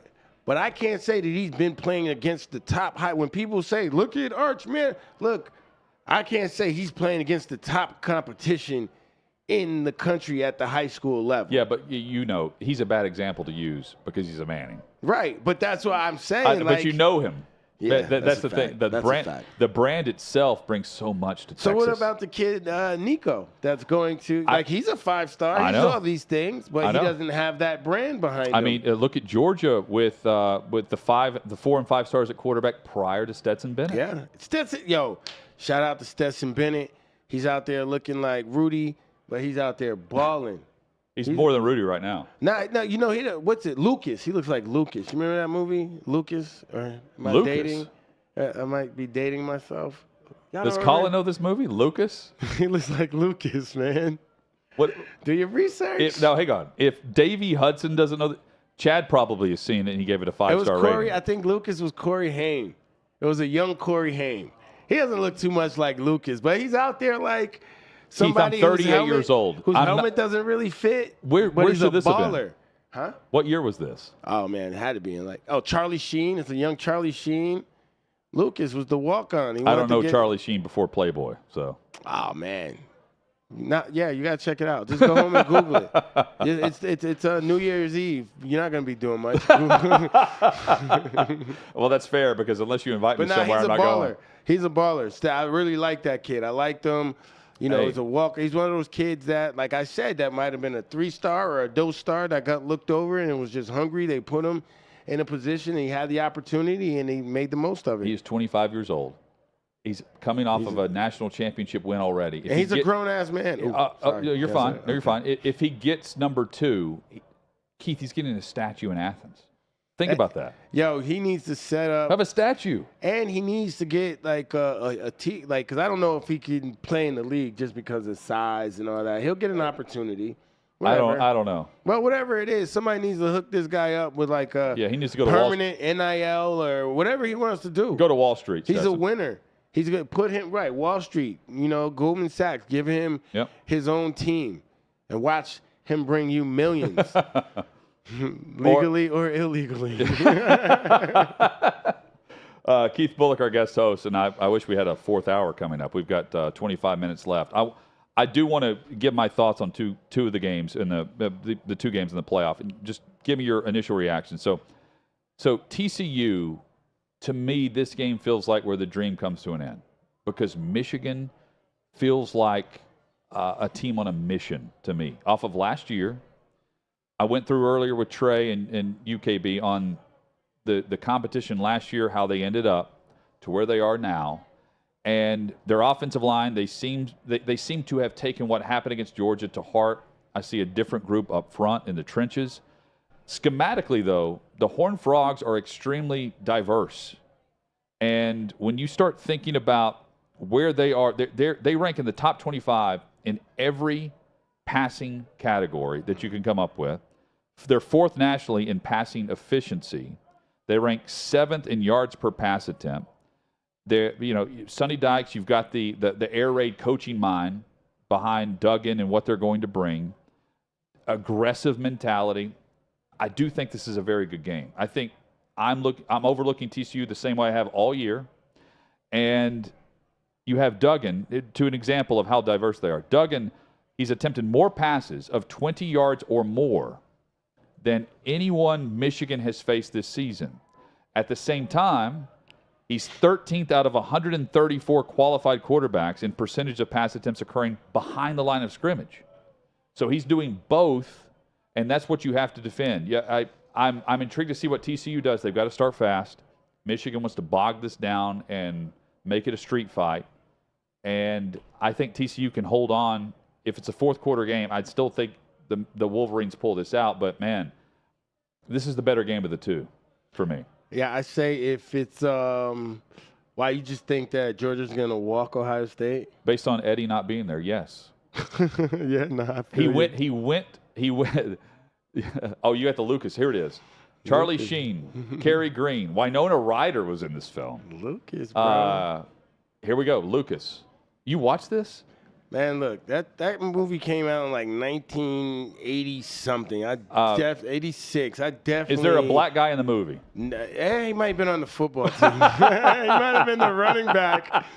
He might have been the running. He definitely was a skilled position. You know what I'm saying? I love you. So this was on the TV in a room you walked into. It used to be on HBO. It came out like it was in a movie. Look at the names on there: Corey Haim, Charlie Sheen, Winona Ryder. Yeah, they're in this film because no one knew them. Just like I don't know Lucas at the time. They were like young kids.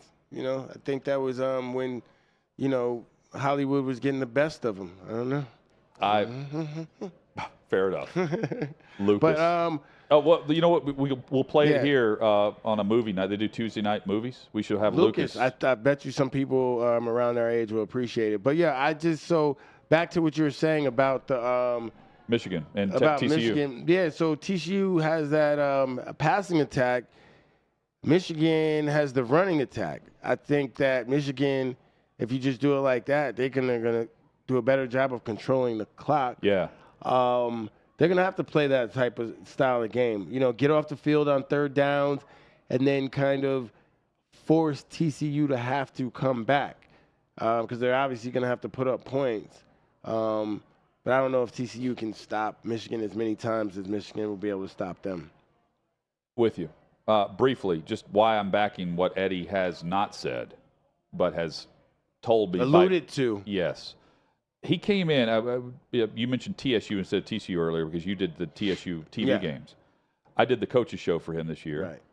And he came in after we talked way more than TSU Tigers football. He came in upset that they beat Northwestern 21-7 in a driving rain, wind, awful conditions because they missed out on like a handful of 3rd and 1, 3rd and 2, 4th and 1 situations where they didn't get off the line of scrimmage. It's like, yeah, the way he's like, no. That's a mindset. They didn't do that against Michigan a year ago.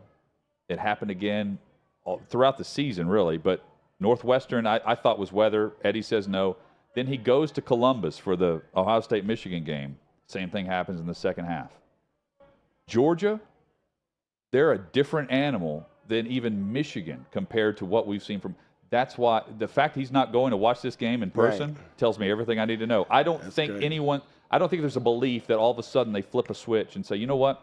We're a team that's going to battle in the trenches all of a sudden. We're the more physical, dominant. And if we're not more, we can match it. They can't do it. Oh, yeah, nah. Like, if you're talking about physicality, you are who you are.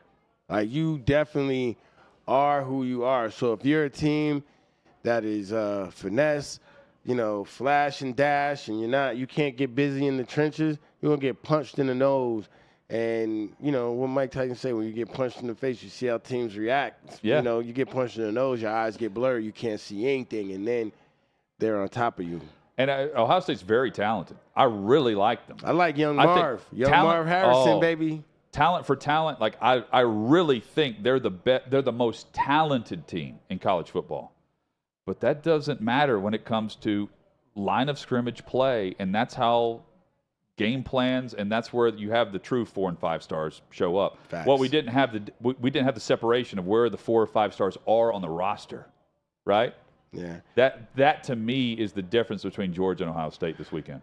So, and look, man, and going back to the 4 and 5 star thing and all that, I think it's very important. You have to have a special coach that once those kids get in there, you got to decompress them.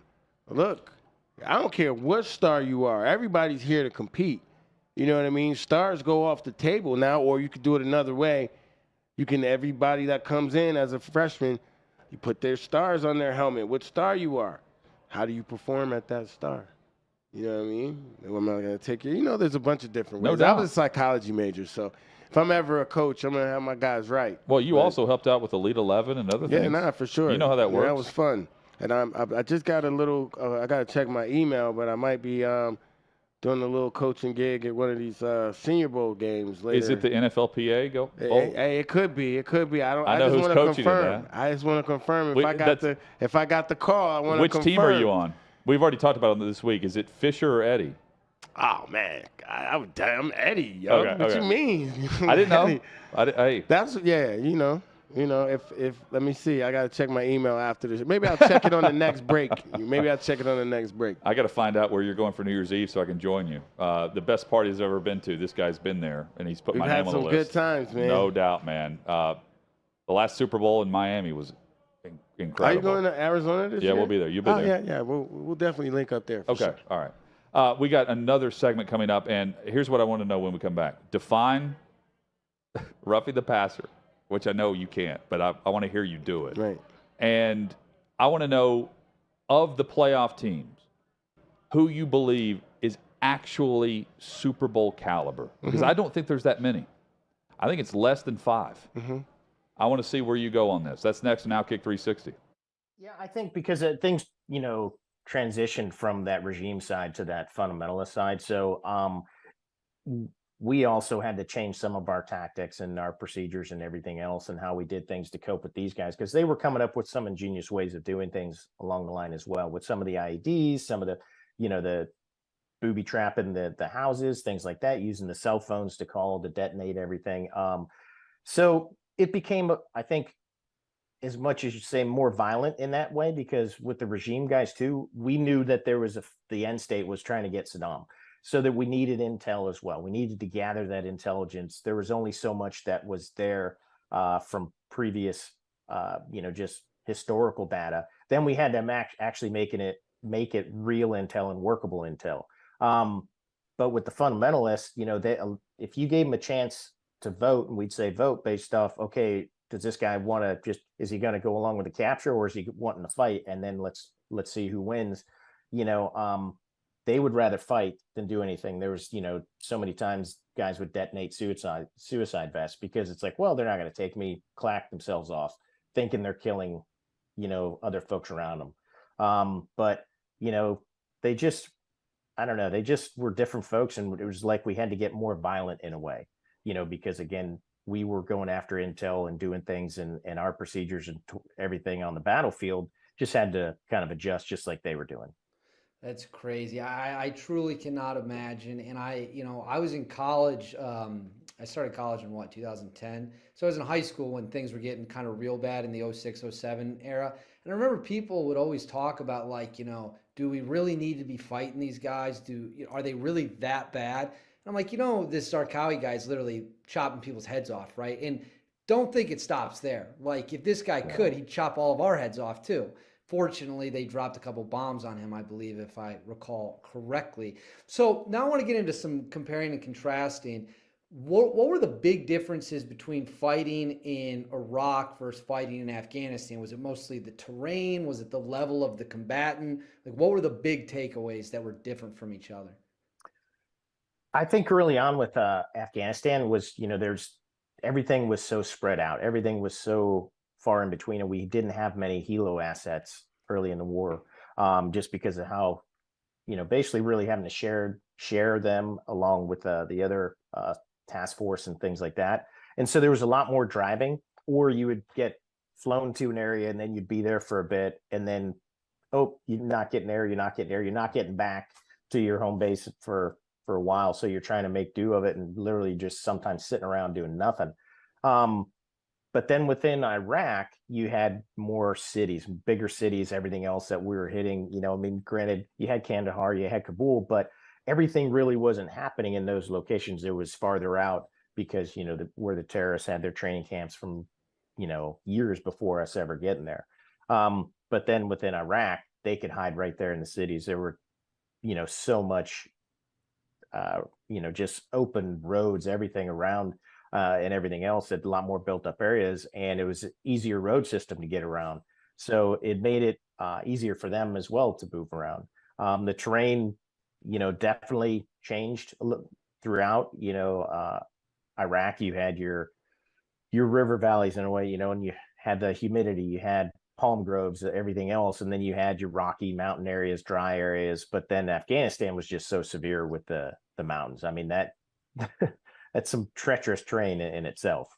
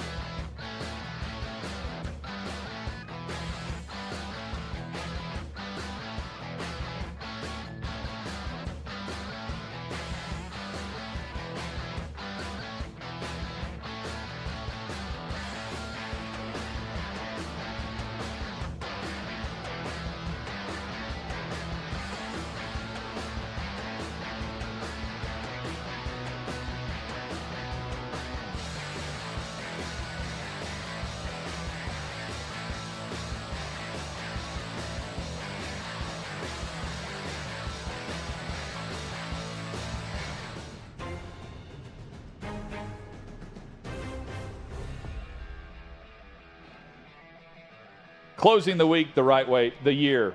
Well, I can't say that because Chad's not here. If Chad were here, it would be perfect. Keith Bulluck Chad's is here. the guy. It's my guy. I got to come tell Chad when you're not here, You're the guy? run it back. Yeah, for sure. I always feel bad about asking you to do stuff because you do so much that I ask you to do. Does that make cool. sense? I'm You know what I I'm mean. at the point in my life that I only do what I want to do for those who I want to do it for. So, but I'm not we're paying good. you. You know what I mean? Like I feel bad about that. Hey, baby, I'm paid, baby. I know you are. I got other businesses. In a given month, Keith is, if it's weekly, I see Keith weekly. There's a different car he pulls into the lot with every week. No, that's true. Well, that is true. At one point, I was just in and out of a different car, but I've always no, just because I had 2 years ago for my birthday, I bought a Porsche Taycan, the electric one. That's your favorite? It was cool. It was cool to drive. Well, I always consider myself the Black James Bond. So of course, I had a DB9 when I was playing. I had a DB9. Yeah. But the Porsche was cool. It was electric, so I had to get used to that charging and all that different stuff. And then, it wasn't really good for like the kids when I have to put their stuff in the trunk and all that stuff. So I just went back to my Range Rover. But at one point, I was driving a rental. What'd you drive today? That's my truck. But I was driving my wife's car at some point too. So yeah, throughout the last couple years. So I'm right. Yeah, I had my little duck down hoopty that I was driving. I try to judge you, like when you pull in to the lot, we do TV on Sunday nights here in Nashville. When Keith pulls in, I'm trying to judge what mood he's in based on the car. He's always in a great mood. Yeah, but there's a vibe to the car. So I see what you're saying. Right. But yeah, I've only owned, for me specifically, 2 cars at one time. So we've only had 3 cars in our family at one time. It's just, I think within the last 2 years, so I see what you're saying, when we've been doing the, the post-game show, that's when the whole little mixing and matching and all that stuff was going on. Okay, so Blackbird Studio, shout out to Alan and John McBride, Martina McBride, everybody. Misha, hello. Oh, yeah. What's up, y'all? Our former studio. Alan texts and says, I love Keith Bulluck, one of my favorite Titans of all time. He's in my top 5. Love the show. Appreciate you, Alan. I responded during the break. I said, Keith wants a record deal. He says, I'm in. I don't have any musical talent. I'll take a job. Like, if we could we could do a Blackbird Studio podcast. Okay. Is their studio like this? Because, you guys got it going on. They have, they go Studio A through Studio H. Yeah, Studio G. I'm very familiar with Blackbird. I'm just, I know what they have many of them. I know what kind of paper they're dealing with over there. All right. I know what y'all working with. 2 minutes left. 60 seconds, Keith. Tell me what is and what is not roughing the passer in today's NFL game.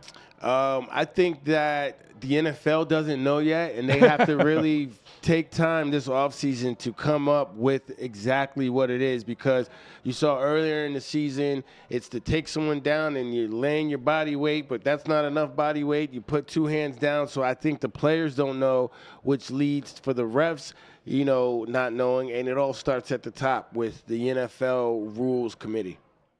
The refs are under pressure on that. Yeah, for sure, because they don't know know they what need to do. to call something, but they don't know how to call it, so they need to be taught how to call it. I find it fascinating that what is being called today, you never saw. No. And you retired when? 2010, 11, yeah. I mean, we're a decade removed from that. Yeah. And I cannot tell you what is or what is not roughing the passer. This reminds me of what is a catch. Yeah, that was your era. That was the whole thing. That was your what is a catch? What is a catch? And you could not define it. It was very convoluted. It's the same way right now. They want to protect the quarterback so much, they don't even know how they want to do it. They don't even realize, we're just going to implement this for people that maybe never really played the game and they think it's going to work, but it's like it looks stupid. Yes. It makes the product look dumb and it doesn't look sense. And there's a lot of authentic NFL fans that date back 50 and all these different years. Obviously, it's changed from when I played. We didn't have any rules, like I said before, when it really came to physicality. Titans fans saw how Steve McNair used to get his butt kicked. They weren't protecting the quarterback back then. So, I would say the NFL purist over the last 20, 30 years is definitely different. Name off the teams that can win a Super Bowl. Philly, Buffalo, Cincinnati. I put Cincinnati above Buffalo. You throw Kansas City in there, and you got to throw San Francisco, but with quarterback irrelevant who's playing good ball. I don't know. Not Minnesota. Not Dallas. Nah. Back at it on Monday. Dan Dockich will be here. Happy New Year from everyone at OutKick.